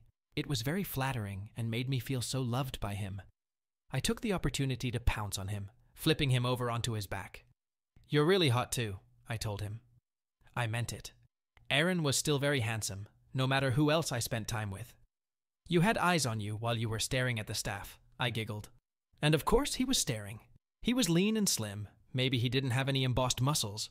And yes, his tummy was soft, but all of that just made me more attractive. He was my lover, the one I had experienced almost everything with, and no one could take his place. I bet you'd enjoy your alone time with them. At that moment, I wanted to show him my appreciation and love. It was of the utmost importance. So I was going to show him the best time I was capable of. I reached back. I could feel him responding to me, as if I was his master. I didn't need much help. "But then you would have missed Amelia, wouldn't you? She had you all to herself last night," I commented teasingly.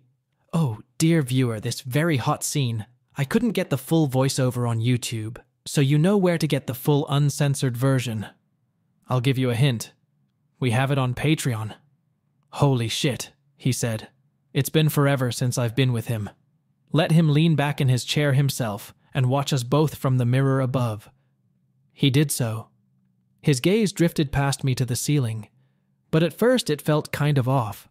Yes, he was my man, and he was looking at me from above in the mirror, but it felt like he wasn't really there for me. The way he was touching me and playing with me wasn't like what Aaron usually did. He was suddenly ignoring me. I nudged him toward me. It seemed to immediately get to him that he wasn't treating me at all like he usually did, and as if a switch had been flicked, he improved in the moment to make amends. The fact that his eyes were looking directly at me instead of in the mirror made me flinch slightly. "What are you thinking, mister?" I could tell when thoughts popped into his big brain. Nothing," he replied, a blush appearing on his cheeks. "Come on, Aaron," I said. "I want to see you with her," Aaron growled. The tone caught me off guard, even though we were in an impulse. It just didn't sound like him to speak through his teeth like that. "It would be so nice to see her with you. You always said you wanted to try it," he reminded me, and a spark lit up in his beautiful blue eyes. At first I didn't know how to feel about it all, but from the way he looked and talked to me, my body decided everything for me. "I want to try it so bad," I said. It was hard to think straight, let alone use common sense.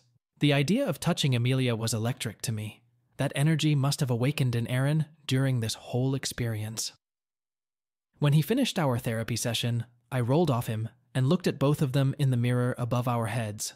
My lungs were gasping again, and all I could think about was that I desperately needed a cigarette, and then to sit alone for 5 minutes and smoke it while I thought hard about Amelia.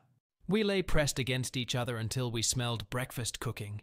The scent of bacon was enough to make Aaron jump out of bed and get dressed right into his shorts, not bothering with the boxers he'd worn the day before. I went to the large closet and found myself some nice dark green shorts and a big t-shirt that I hoped belonged to Damien when I put it on. As we walked down the stairs and into the kitchen, we saw Abel standing in front of the stove, cooking in the same clothes as the day before, and next to him, a smirking Emily, sitting on the table in short shorts and a large t-shirt. Even in the sizeless t-shirt, it was obvious that she had nothing on underneath. Her blonde hair was gathered at the top of her head in a bun, and even in the morning without makeup, she looked amazing. I didn't even bother checking to see if Aaron was looking at her. I knew he was. Hell, so did I. Maybe I do need to be with her. Maybe it would make things easier when it came to Aaron. "Good morning, lovebirds," Abel teased, turning to wink at us. "You guys made this whole place sound like a show." I blushed, hoping they hadn't heard everything. Aaron didn't seem to care, his face flushed, but he pulled himself closer to Abel. It was interesting to see how submissive Aaron was when he was near Abel, how he snuggled up to him and watched his preparations. I glanced cautiously at Amelia, who had disappeared from the room, focused on her phone, sitting on the counter, legs crossed straight. I felt like touching her and getting to know her. She was bigger than me, but not too big. She had a soft, plump tummy that defeated the challenge of stretchy clothes and such amazing curves. There was enough meat on her bones to hold onto. "Good morning, Livia," Abel said, bringing me out of my reverie, and put his strong arm around my waist, guiding me inside. A moment later, I was already kissing him, and he was hugging both me and Aaron while the food sizzled on the stove. "You guys are so yummy in the morning. I need to buy your brand of toothpaste," he teased, resting his forehead against mine for a moment. I rolled my eyes and twisted out of his embrace. "I need a smoke right now," I told them, though of course everyone already knew that. I grabbed my cigarettes and lighter from the purse by the back door, slipping outside into the cool morning air, shivering and wishing I'd brought a cardigan. I took a long breath of fresh air. It was pleasant, but I soon felt better as I flicked on my lighter and enveloped myself in smoke like a newly lit cigarette. The view of the pool and backyard was gorgeous, but what really got me was the feeling of the first deep breath of the cigarette between my lips. I hummed softly before letting the smoke out of my nose and taking another puff. I wanted to really savor this first cigarette of the morning. It was always my favorite part of waking up after a sound sleep. There was only one thing missing. "Good morning, Liv." Amelia's voice came from behind me. Turning to her, I saw that she was holding 2 mugs of coffee. "Aaron asked me to get you some coffee. He's over there playing barista while Abel cooks," she giggled, standing up next to me and holding out one of the mugs. Taking it, our fingers touched each other lightly, traveling down my body. "I'm not too surprised to hear that," I smiled, bringing the mug to my lips and taking a cautious sip. It was perfect. Aaron's coffee had always been like this. Now I had everything I needed for a perfect morning, but also a distraction. Standing there, I understood Aaron completely. The beautiful, shapely woman who was enjoying her coffee next to me. She presented a more stunning view than the pool, and right now it was hard to take my eyes off of her. "I always enjoy spending the night here," Amelia broke the silence, making me focus on her instead of my cigarette. My gaze returned to her face as my smoke swirled between us, and a soft blush covered my cheeks at the thought of being caught doing this. "Do you stay here often?" She smiled and nodded. "Sometimes. I like to jump all over the place since my roommate is a bitch," she explained. "Always making noise at night. She throws parties at our house on the weekends. I can't stand her." Irritation flashed across her pretty face, but then she brightened again. "That's why I prefer to stay with Abel or Dame when I can. I have a couple other friends who let me co-couch surf too. I can't lie though, I kind of took one of the guest rooms," Amelia giggled. I twirled the cigarette in my fingers, then put it between my lips and took a drag, listening to her. I wanted to know more about this neighbor. Was it just a failed friendship, or was there more to it than that? Did Amelia like to hang out with girls too? "Sounds annoying as hell," I commented, taking another long inhale of my cigarette and letting the smoke out without even removing the filter from my lips. The smoke in my lungs was so soothing, but it sizzled all the way to the filter, and I took another puff before putting the cigarette out. "Maybe you should try moving here," I teased. It was only a joke, but I wondered if Damien would allow something like that if he let her stay here so often. "I can do that too. I have a lot of my clothes and stuff here. It's just that Dame really likes his privacy. I'm sure you've noticed," she said, waving her hand toward the high wall enclosing the pool. She watched me put out my cigarette in the beautiful new ashtray they'd bought me after my last visit. "Food's ready, ladies," Abel called from the door, forcing us both inside and taking seats at the large round table in the kitchen. Abel and Aaron got busy arranging the food and serving drinks, both of them in feeding mode. They even made room for Damien, who they knew was on his way from the main house. I sat squeezed in between Aaron and Amelia, and the seat for Damien was left between the blonde and Abel. It was like we were waiting for royalty. Nothing could happen until he arrived. A few minutes later, he came in, walked over to the table, and stopped between Amelia and me. He put a hand on each of our shoulders, and instead of shaking our hands, he leaned over and kissed us on the lips in turn, starting with me. "Good morning, everyone. Hope you had a restful night." Even just dressed in straight-leg jeans and a polo shirt, Dame looked, as he was supposed to, stylish. His hair was styled back with sweet-smelling lipstick, as always, and he used the same seductive cologne. Lowering himself to his seat at the head of the table, the man took one of the cloth napkins and placed it in his lap, looking at the waffles, eggs, and bacon in front of him. "Did any of you girls make these?" he asked, picking up a fork to start eating. We both chuckled and exchanged glances as Abel shook his head. "Those 2 princesses didn't help one bit. I did everything myself and Aaron helped me," he teased. "They were outside enjoying their coffee." "And I'm pretty sure Liv smoked." Damien rolled his eyes with a chuckle, throwing me a playful, chastising glance. I blushed and bit my lip slightly for a moment. "Well, you know I can't help myself," I excused myself. Of course, all of this caused laughter at the table around me. They all knew too well. Even Amelia. We all began to settle in and eat, with Abel keeping up a conversation with Damien. They were talking about the trip to Japan they were planning. Aaron had told me about it before, when it was just me, him, and Abel. Now it seemed like it was possible for more people to go. And it sounded really nice when Damien talked about taking us on his private jet. It sounded just wonderful to me, even though I'd never been on an airplane before. Neither had Aaron. It would be an unforgettable experience, as we would be in the sky for quite some time. Nevertheless, I knew that he, like me, was excited. It wasn't difficult with this group. It created excitement. That morning, after breakfast was finished, I quickly popped outside to have a cigarette before helping Amelia wash the dishes, while the guys went outside to chat and smoke. Damien didn't say anything to them about it. He just followed them and enjoyed their chatter. I rolled my eyes and busied myself with washing the dishes while the blonde next to me rinsed them. I've never seen Abel and Dame interact like that. You've really brought them closer together, Amelia commented, going through the plates and stacking them on the counter to put away. Really? I thought they were already good friends, I said as I looked out the window and saw all three men chatting with each other and only two smoking. Damien, of course, abstained. They're friendly, at least since Abel introduced me to him. I started out like you with Dame, but now we're more like friends. Though I still sleep with him for money sometimes, she giggled. He's really rude. Always leaves me sleeping on just my tummy for a couple nights afterward.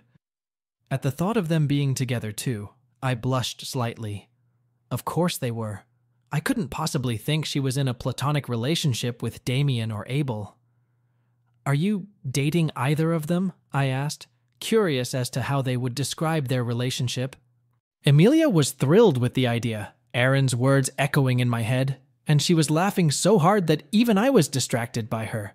I was having a hard time maintaining eye contact. I don't think I'd call it that. We're dating. Abel and I have always been friends. It's just that we started a relationship a couple years ago. I met Damien about a year ago, she explained as she went around and put away the finished dishes. She had to stand on her toes and even bend over to put some of them away, and my eyes danced down her body, glued to the way her ass was tight in her shorts. I was almost ashamed of my reaction. Is Abel still paying you? That question made her laugh again as she bent over putting away the last of the pans. Amelia grinned, shaking her head. Abel has never paid me. He just buys me lots of gifts and pays my bills, of course. It's been hard for me to accept his help, but it's impossible to break through here alone trying to be a makeup artist. She was right about that. Without Abel, and now Damien as well, Aaron and I would be out on the street, and we both have jobs. I couldn't imagine being a makeup artist and trying. Amelia sighed, stood up straight again, and naturally adjusted her shorts. I started wiping down the countertops, trying to take my mind off of her. That's nice. You two are such good friends, I commented, standing with my back to her. I was scrubbing away a stain that wasn't getting out in any way. It had probably been there for a long time. I can tell he really likes you and Aaron, just like he already likes me. She was probably a little jealous too, and I didn't even think about it. Of course, I only now realized the relationship she had with the two men, mostly Abel. I can see why though. You guys are pretty cool, she added, making me stop what I was doing. That's not going to happen. The cleaning lady is still trying. Amelia placed her hand on my arm, holding it gently. Let's go rummage through the upstairs closet looking for something cute. With those words, she dragged me back into the bedroom and towards the closet of finds. What is this anyway? I asked, as Amelia let go of me and went rummaging through the racks of shirts and dresses. Dame has a lot of girls who spent just one night with him and never came back. He's in an acquired taste. A lot of them have just left their stuff behind over the years, so he keeps it that way for those girls who keep coming. A few of the other girls have also brought and left old things they don't need anymore, Amelia explained. How many girls can this guy have? I asked, wishing I hadn't asked, but I couldn't stop myself. I needed to know when there were so many clothes around, and clothes of a similar size to me. It really was like someone's personal closet. Amelia thought for a moment, studying the dress. There are now maybe 4 or 5, counting me and you. I don't see the other girls that often, but they aren't as friendly as you, she smiled. They like to think they'll have Dame at their disposal someday if they play their cards right, but I don't see that. I swallowed. Was there anything else I wanted from Damien? I knew I didn't want him for myself, but I wanted him more like Abel, closer. It seemed like Aaron was really helping us with this, but wouldn't that be seen as an attempt to win him away from the other girls? I snapped out of my thoughts as my peripheral vision saw Emily take off her shirt, She didn't stop there. She pulled off her shorts. And when she slid into a pair of tight denim shorts, she didn't even wear anything underneath. Something about that was so hot for me. Why was I even thinking about it? And the staring? Why did it make me want to ogle her? I'd seen women like this before in my life. She sadly covered her torso with a baggy t-shirt, and I realized I needed to get dressed myself. I couldn't just stand here like a female ant. I found myself a bigger t-shirt and a black pleated skirt that stopped an inch or so above my knees. When we got down to the kitchen, the men had already gone back inside and were sipping orange juice-like drinks from flutes. "Girls, would you like mimosas?" Abel asked, as Aaron was already making us both a glass. Alcohol this early in the morning? I wasn't sure about that, but smiling, I took the glass, walked over, and accepted the kiss Aaron offered me. Then I had to watch as he kissed Amelia, holding out the glass to her. When he pulled away, his blue eyes slid over me, lingering on me for a few seconds. I watched his face, unable to tell if he was asking for permission or waiting for something. At this point, I'd switch positions, especially when his hand gripped her ass firmly. We all stood around for a while, talking and drinking alcohol, and after we'd refilled our drinks, we went outside and stood by the pool. Damien and Abel were sprawled out on the loungers, getting comfortable but fully clothed, right out in the sunlight. As Dame got more comfortable and adjusted his pants a little, it became apparent that something was resting against his denim. Of course, since we were outside, I pulled out my cigarettes and took one between my lips. Aaron stepped closer and lit one for me. "You should share with Amelia," he said with a smirk on his lips. Amelia even laughed a little at that and rolled her eyes. "I could try, but I'd probably blow a hole in my lung again." I arched an eyebrow, wondering when they would have a cigarette together, but after the first puff, I held out the cigarette to her. Amelia took it, squeezed it with 2 fingers, and brought it to her beautiful, lush lips. She choked, choking slightly, and I chuckled as I reached out and took it from her. "It's not that bad, but I guess it wouldn't be the first time." As I spoke, my gaze slid to Aaron. He looked a little nervous, but a goofy smile still shone on his face. Rolling my eyes, I went back to my drink, sipping my cigarette, though Amelia surprisingly wanted another one. She took it much better than the first one. Amelia was learning. I found myself in a quandary. I was having a hard time deciding what I was more attracted to. Dame and his stunning friend resting against my jeans, or Amelia and her shining eyes looking up at me, her sweet lips. The staff came and collected our empty glasses, promising to bring out more as soon as possible before going back inside. This time, they were indeed fully dressed. Things seemed to be getting back to normal, though I wondered, but probably guessed, that it was perfectly normal for Dame to get raucous like this in front of them. Before I could think about what was between my legs, I was picked up by Aaron in his muscular arms with a squeal. I gasped, trying and failing to grab onto him, until I was tossed around like a mare, flying through the air with a loud scream and landing in the cold water of the pool with an equally loud squeal. 30 seconds later, there was another splash, and I opened my eyes in the water to see long blonde hair fluttering around. Bubbling to the surface and gasping, I squealed a little as I looked at my lover who was laughing with Abel on the edge. The only one not laughing was Damien, who was staring intently at me and Amelia. I already knew what his problem was, as the clothes on my body stuck to him like a second layer of skin. "You girls just crave punishment," he shook his head, gesturing for us to get out and come over to him. On the road to happiness. Chapter 3. I looked at Amelia, who was already pulling herself out of the pool, and followed her. I might as well be punished for someone else's crime. By the time I swam up to the concrete edge of the pool, Damien was already sitting there, grinning, waiting for us.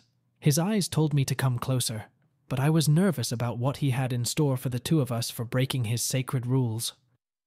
"Turn around and bend over," he said coldly, twirling his finger to indicate exactly what he wanted to do. "Hands on your knees." Amelia rolled her eyes, but was the first to assume the pose, hands on her knees. I did the same. Then he did something, and I blushed. Noticing that Abel had his phone out and was obviously recording, and knowing him and his penchant for watching, probably streaming the whole thing live.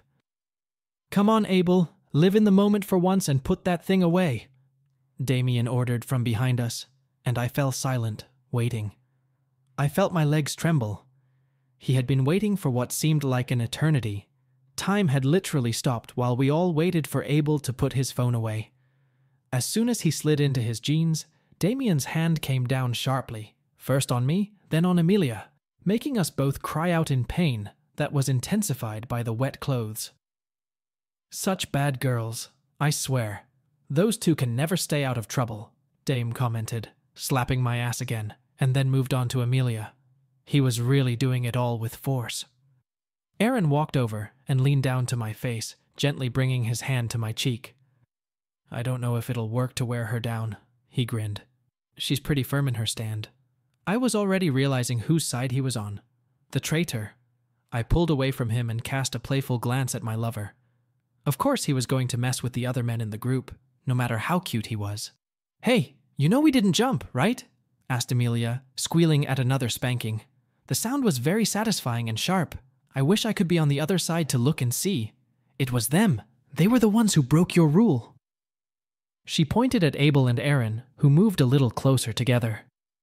Looking over the side of the pool, Abel casually and naturally put his hand on my boyfriend's shoulder and slowly and teasingly pulled him to him, smirking as he spoke.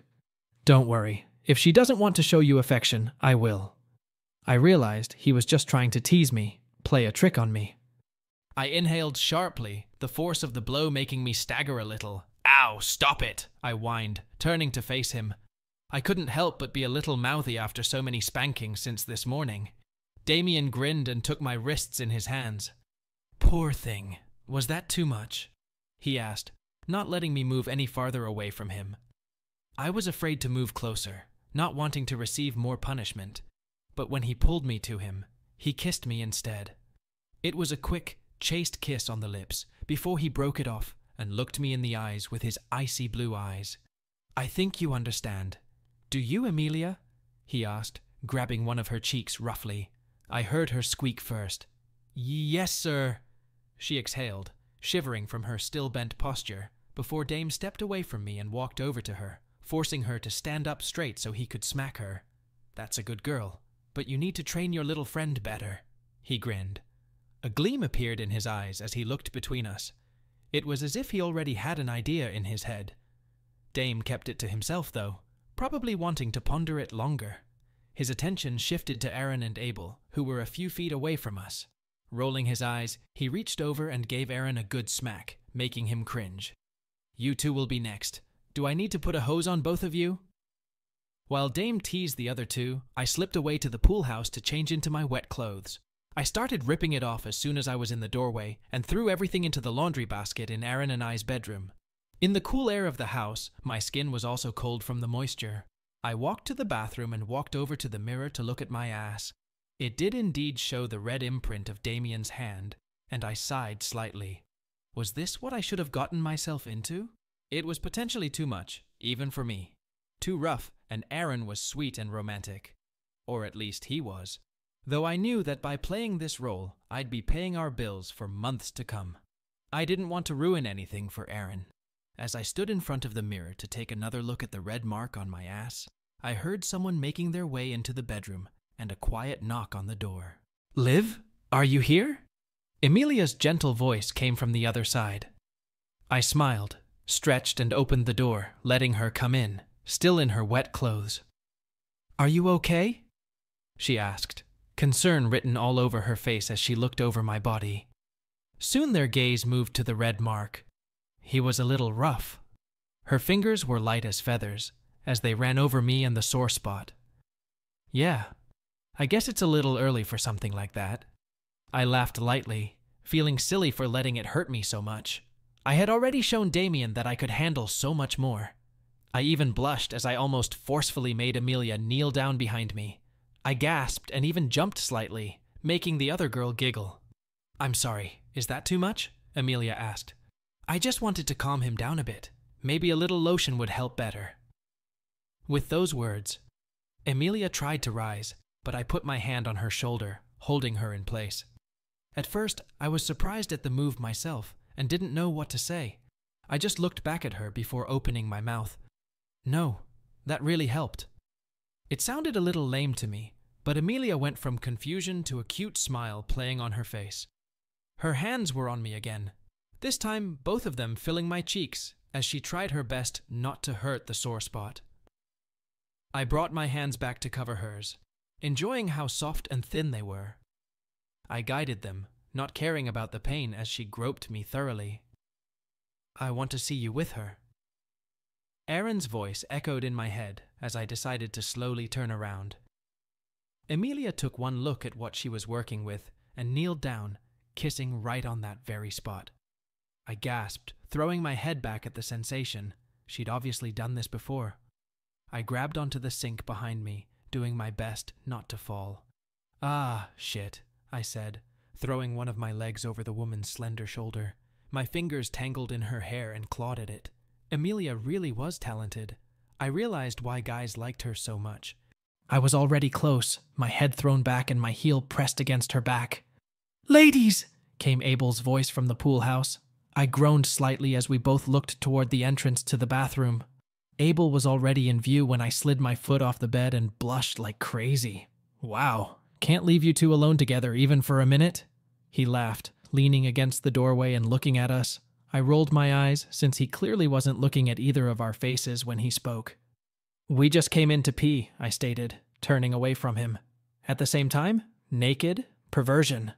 Abel laughed, reached out and took my hand along with Amelia's, helping her up from her knees. "Let's go. You can't leave us like this," he said, pulling us out of the bathroom and guiding us to the door. "We want to watch you have fun too. I want to see you with her." There's that voice in my head again. Maybe it would be better if we went back to it right outside with the boys. I wanted to show off in front of Aaron, and it would be rude to leave the other two out, especially Damien, since it was his place and all. It took a second to get used to the sight of the pool. The sun was shining brighter than before, beaming down on our bodies as we walked back out. Aaron looked shocked to see us like this, while Dame was completely unfazed, except for a small smirk that appeared on his face. "What were you two doing back there? You both shine," Dame commented. I looked over, and he wasn't the least bit wrong. Amelia had done a great job. I was so plastered you could see it glistening in the sun.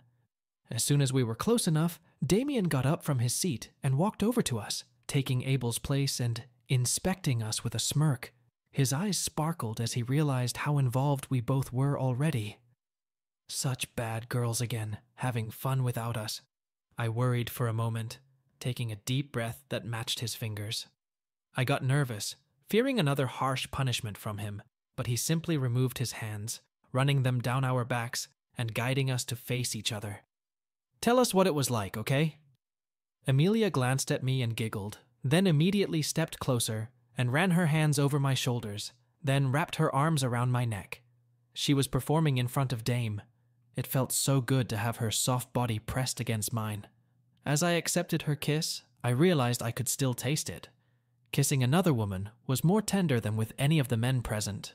When the kiss broke, I realized that Abel was recording again, and probably broadcasting live to his entire audience. Now we weren't just performing in front of 3 men, but thousands of others.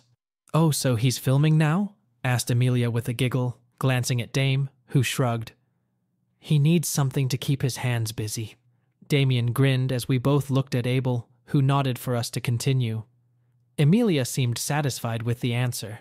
She put on quite a show. Amelia really played with me, and it was amazing. "Liv better get to work," Aaron cut in. I frowned and glared at him, finding that even my lover was already in on the process, standing off to the side. She could be a pillow princess if given the chance. He thought he was sly, but I knew exactly what he wanted to see. Amelia giggled, and I flinched for a moment at the rush of cool morning air as she pulled away from me. "You're right," she teased. Straightening up, she took my hand and led me over to one of the chaise lounges, turned around with a wide grin, and laid down on it, saying, "Now it's your turn." I was nervous and felt all the male eyes, both here and in cyberspace, looking through me as if I was translucent as I looked down at her. My eyes were fixed on her. I had only tasted myself, so I had to memorize the taste. I tasted cautiously, realizing that while she didn't have it like I did, it wasn't bad at all. It was even good. Knowing what I liked, I didn't hold back and got down to business. Her sounds were as beautiful as she was while I was getting used to it all. I was gentle at first, not wanting to overdo it. I felt the guys move closer. There was a light smack and I realized it was Damien without even seeing him. Too curious not to, I stopped and looked to see who it was, and to my surprise Damien held me back so Aaron could continue. Abel even moved closer to take it all off so he could see it better. I felt so exposed. During all of this, I began to crave another cigarette. Thankfully, I was able to distract myself. Emilia was close to it, and I tried my best not to be distracted by anything. After finishing, I felt like I was soaked in her scent. Despite all this, I was still missing something. I was missing one of the 3 men standing behind me. I felt Aaron pull away from me. I was turned around to face Dame. "I can see you need this," he said with a smirk. "I guess I won't have to take you this time. I can give you what you really want, you poor needy little thing." Holding me up with one strong arm, he walked out, and I watched as Aaron climbed into the chaise lounge and settled next to Emilia. Abel seemed just as happy to stand there and take pictures of us all. "Oh shit," I croaked, throwing my head back. This position played in his favor too, as he brought all my weight down on him. Soon my voice was joined by Emilia's shout, as Aaron did similar things on the chaise lounge. I wanted to see more, but Dame demanded my attention. I brought my hands up to his shoulders for reassurance and dug my nails into his shirt. Damien chuckled softly. "That's all you needed, right? Good timing?" I tried to respond, but all I got were moments of pleasure. How long he was doing it was making me crazy. "Damn it, Damien," I said, choking again.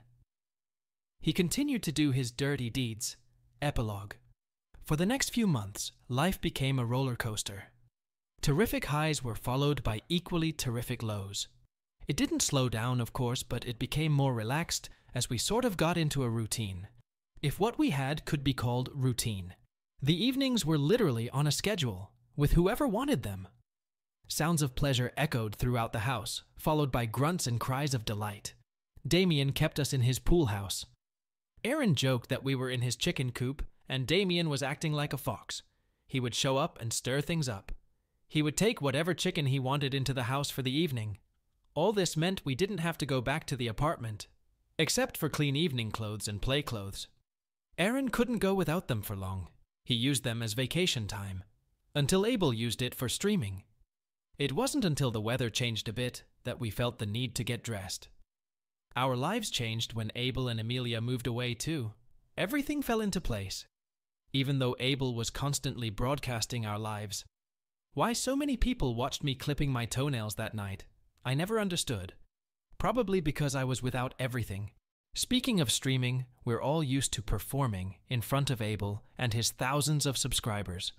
We even recognized the regular contributors to his chat. We each had our own favorites. Emilia and I were competing to see who would get the most money. She had an advantage over me, so she could win by a wide margin. It wasn't a drunken party every night, but we could choose who to cuddle and kiss, and then lay down and spend the night with.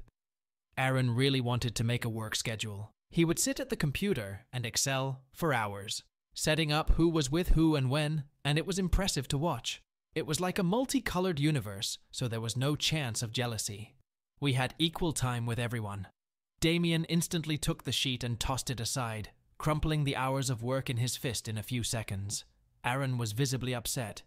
It was decided that it was up to us to emotionally sort out who was with whom and when, not the computer. Not to mention that Dame wasn't too interested in taking Dave for walks every Tuesday night. Taking the little dog into his house had taken a lot of convincing. The man saw him as a barking, growling, shit-producing pest and just someone to look after. On his own, he couldn't do anything.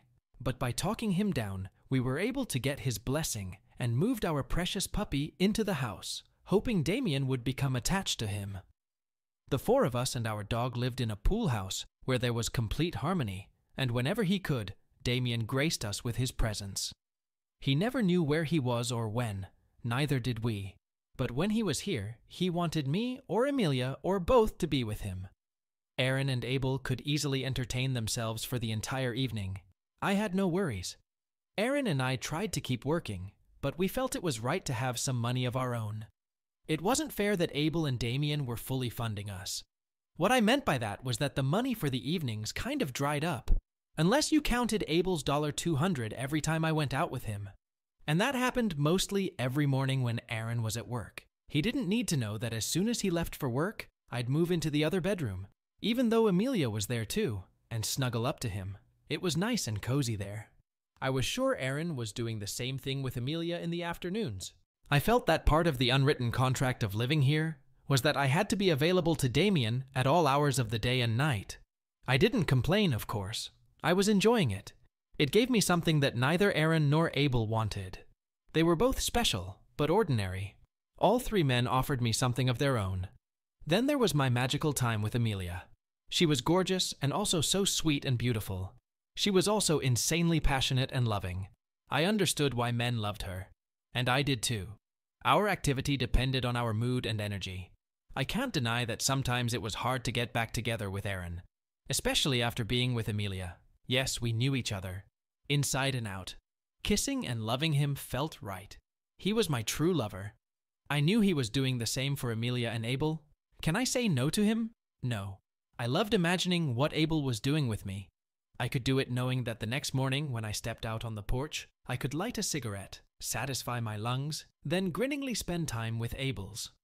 Sometimes on weekends, if I behaved well, Damien would spend more time with me. However, as our lives progressed, conversations about Japan became more and more frequent. Plans and ideas were hatched like there was no tomorrow. Ideas about where to stay, what to do, and what to see. It was an exciting opportunity, but I knew that living together, we had to adjust to the unexpected. Everything turned upside down, and my world and my stomach did another somersault. From talking about the big wild world to feeling very small. My life went from exciting and divine to extremely complicated in one fell swoop. There's no getting away from it. My period came very late. Too late. I felt like I was having the best time of my life. It was literally like there was no tomorrow. I was so used to everything being like clockwork. I could explain to Aaron why I had to be with Damien on certain days. Where he wanted to go, he wasn't exactly there. Deep down, I knew the reason why. I may have accidentally, on purpose, but completely by accident, stopped taking the pill as regularly as I should have. I knew it was completely wrong and dangerous, knowing that I was living such an exciting life as I was. At the time, my honest excuse was that I woke up in the wrong bedroom and the pills were in the other bedroom. Now the odds of that were 1 in 3 men. Or could it be built-in stress? Could I have just missed a cycle? At first, I couldn't dare tell anyone about it, not even Aaron. It was going to ruin our new glorious fun, carefree lifestyle that we had cultivated. I had an interesting job that paid well. At 25, I realized I was too young to be a mother. I needed to have a heart-to-heart talk with Amelia. She would know what to do. Leaving themselves internally stewing, the stars finally aligned the following Friday night, and the guys went to the pub together. They spent the evening playing pool and drinking beer. For Abel, it was something else. I suggested we give them a men's night out. It was only fair. I promised to enjoy a beer with one or both of them later. Amelia, thankfully, also agreed with the idea of spending the night in free male company. Besides, at that moment, I didn't think it was wise to drink too much, just in case. We settled down on the couch, just the two of us. Even she was drinking orange juice. She claimed it was a detox night. The TV was on, but neither of us were watching it. We sat on either side of the couch with our eyes tucked into our phones. Dave was snoring loudly on the floor. Our legs and feet were tangled. At times like this, optional clothing made sense. It was a very easy way to live. None of us sitting here had any problems, any insecurities. Out of the corner of my eye, I saw her put her phone on the armrest and cough. She wanted my attention. I was ready for a kiss. But my first thought when I heard the noise was that I hadn't smoked in a while, and I really should go out for a cigarette. Her emotions changed suddenly. Her face became stern and serious, something she hadn't shown me at all in the past few carefree months. Then it quickly spilled outward. It was as if things were building up inside her, like a volcanic eruption. "Are you late too?" I stared into her eyes, watching her lower lip and chin quiver, and tears begin to form in her own tear ducts. There was nothing else for me to do. I had to nod in agreement. A drop trickled down my cheek, and a week's worth of hidden emotions burst out with force. Emilia opened her arms and, kissing me on my tear-salty lips, accepted my head as I suddenly couldn't stop crying. When she squeezed me and hugged me tightly, she couldn't help herself either, and we were both utterly confused as water poured down our faces. If we had bothered to put on makeup, it would have been ruined. At that moment, I suddenly felt closer to Emily than I had in the entire 12 weeks I'd lived in this strange character. We both had an elementary problem that had the potential to escalate into a fundamental and complex issue. So over a much-needed calming cigarette, we devised a plan. We both got dressed, and taking Dave with us, walked slowly hand in hand down the street to the convenience store. There we quietly took turns going through the checkout line, buying pregnancy test kits. Smiling in appreciation at the guy at the register, we both bought identical kits. We then headed back down the street, passing 2 pubs in town. Firstly, to give Dave a proper walk, and secondly, in case the boys popped out for a smoke as we passed. We could never explain why we were out. No one had ever taken the dog out that late. It was then, while walking in the moonlight, that the next stage of the plan was devised to discreetly tell the boys exactly what was going on. Drunk Aaron is never fun, unless I'm drunk too, but since I was still completely sober, and my head was spinning as I did all the actions while he climbed on top and did his thing, I was trying my best to enjoy it, and he, of course, was enjoying it. After 12 weeks of trying, he finally won 1 game of pool against Abel. He was celebrating.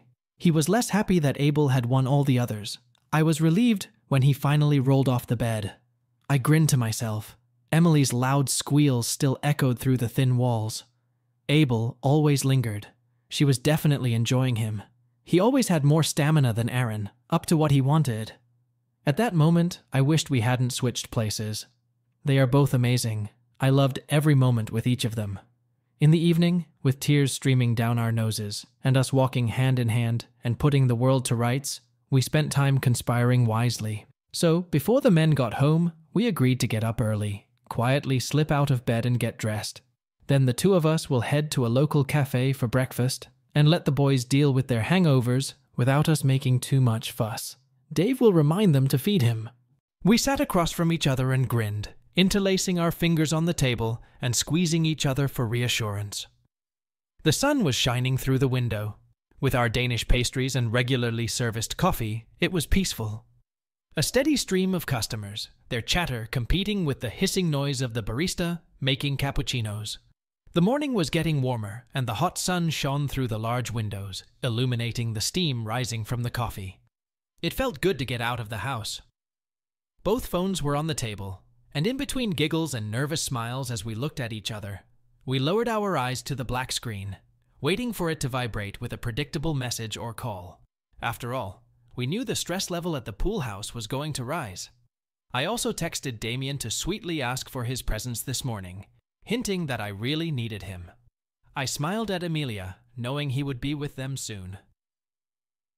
On the kitchen counter in front of the coffee maker, where Aaron had immediately gone to solve the problem of Abel and his own hangover, there were 4 pregnancy tests lying neatly in a row. It didn't matter which one was whose. The results were the same.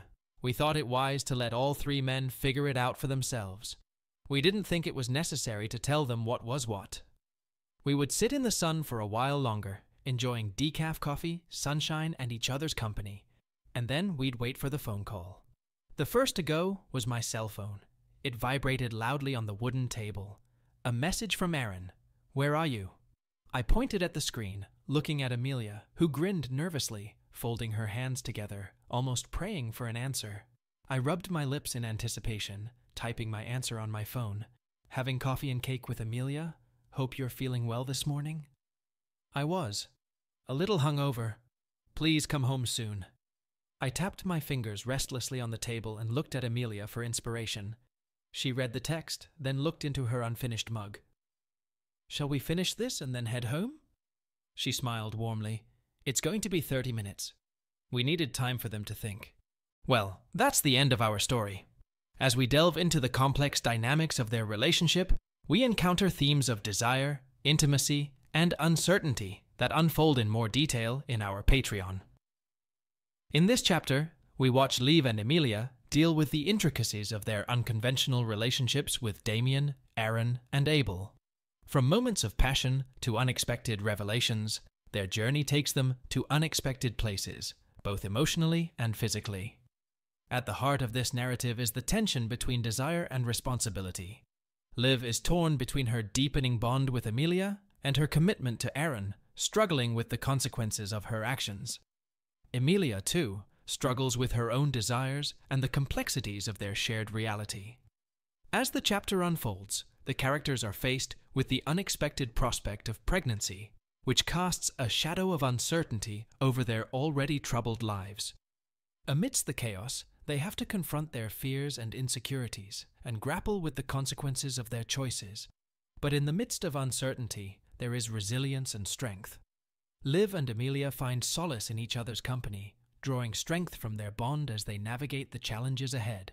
And as they await the inevitable confrontation with their partners, they find solace in the simple joys of camaraderie and solidarity. As we reflect on this chapter, we are reminded of the complexity of human relationships and the many ways in which we navigate the complexities of desire, intimacy, and responsibility. And as our characters face the uncertainty of the future, we are left wondering what awaits them in the chapters to come.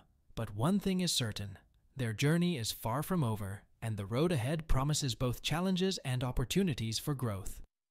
Until next time, dear viewers, don't forget to subscribe to the channel and put a like so that YouTube recommends you new stories, post-scriptum. Yes, this represents the end of the story and its logical conclusion. Further, the story is already happening behind the scenes, and we will most likely never know what happened to these couples.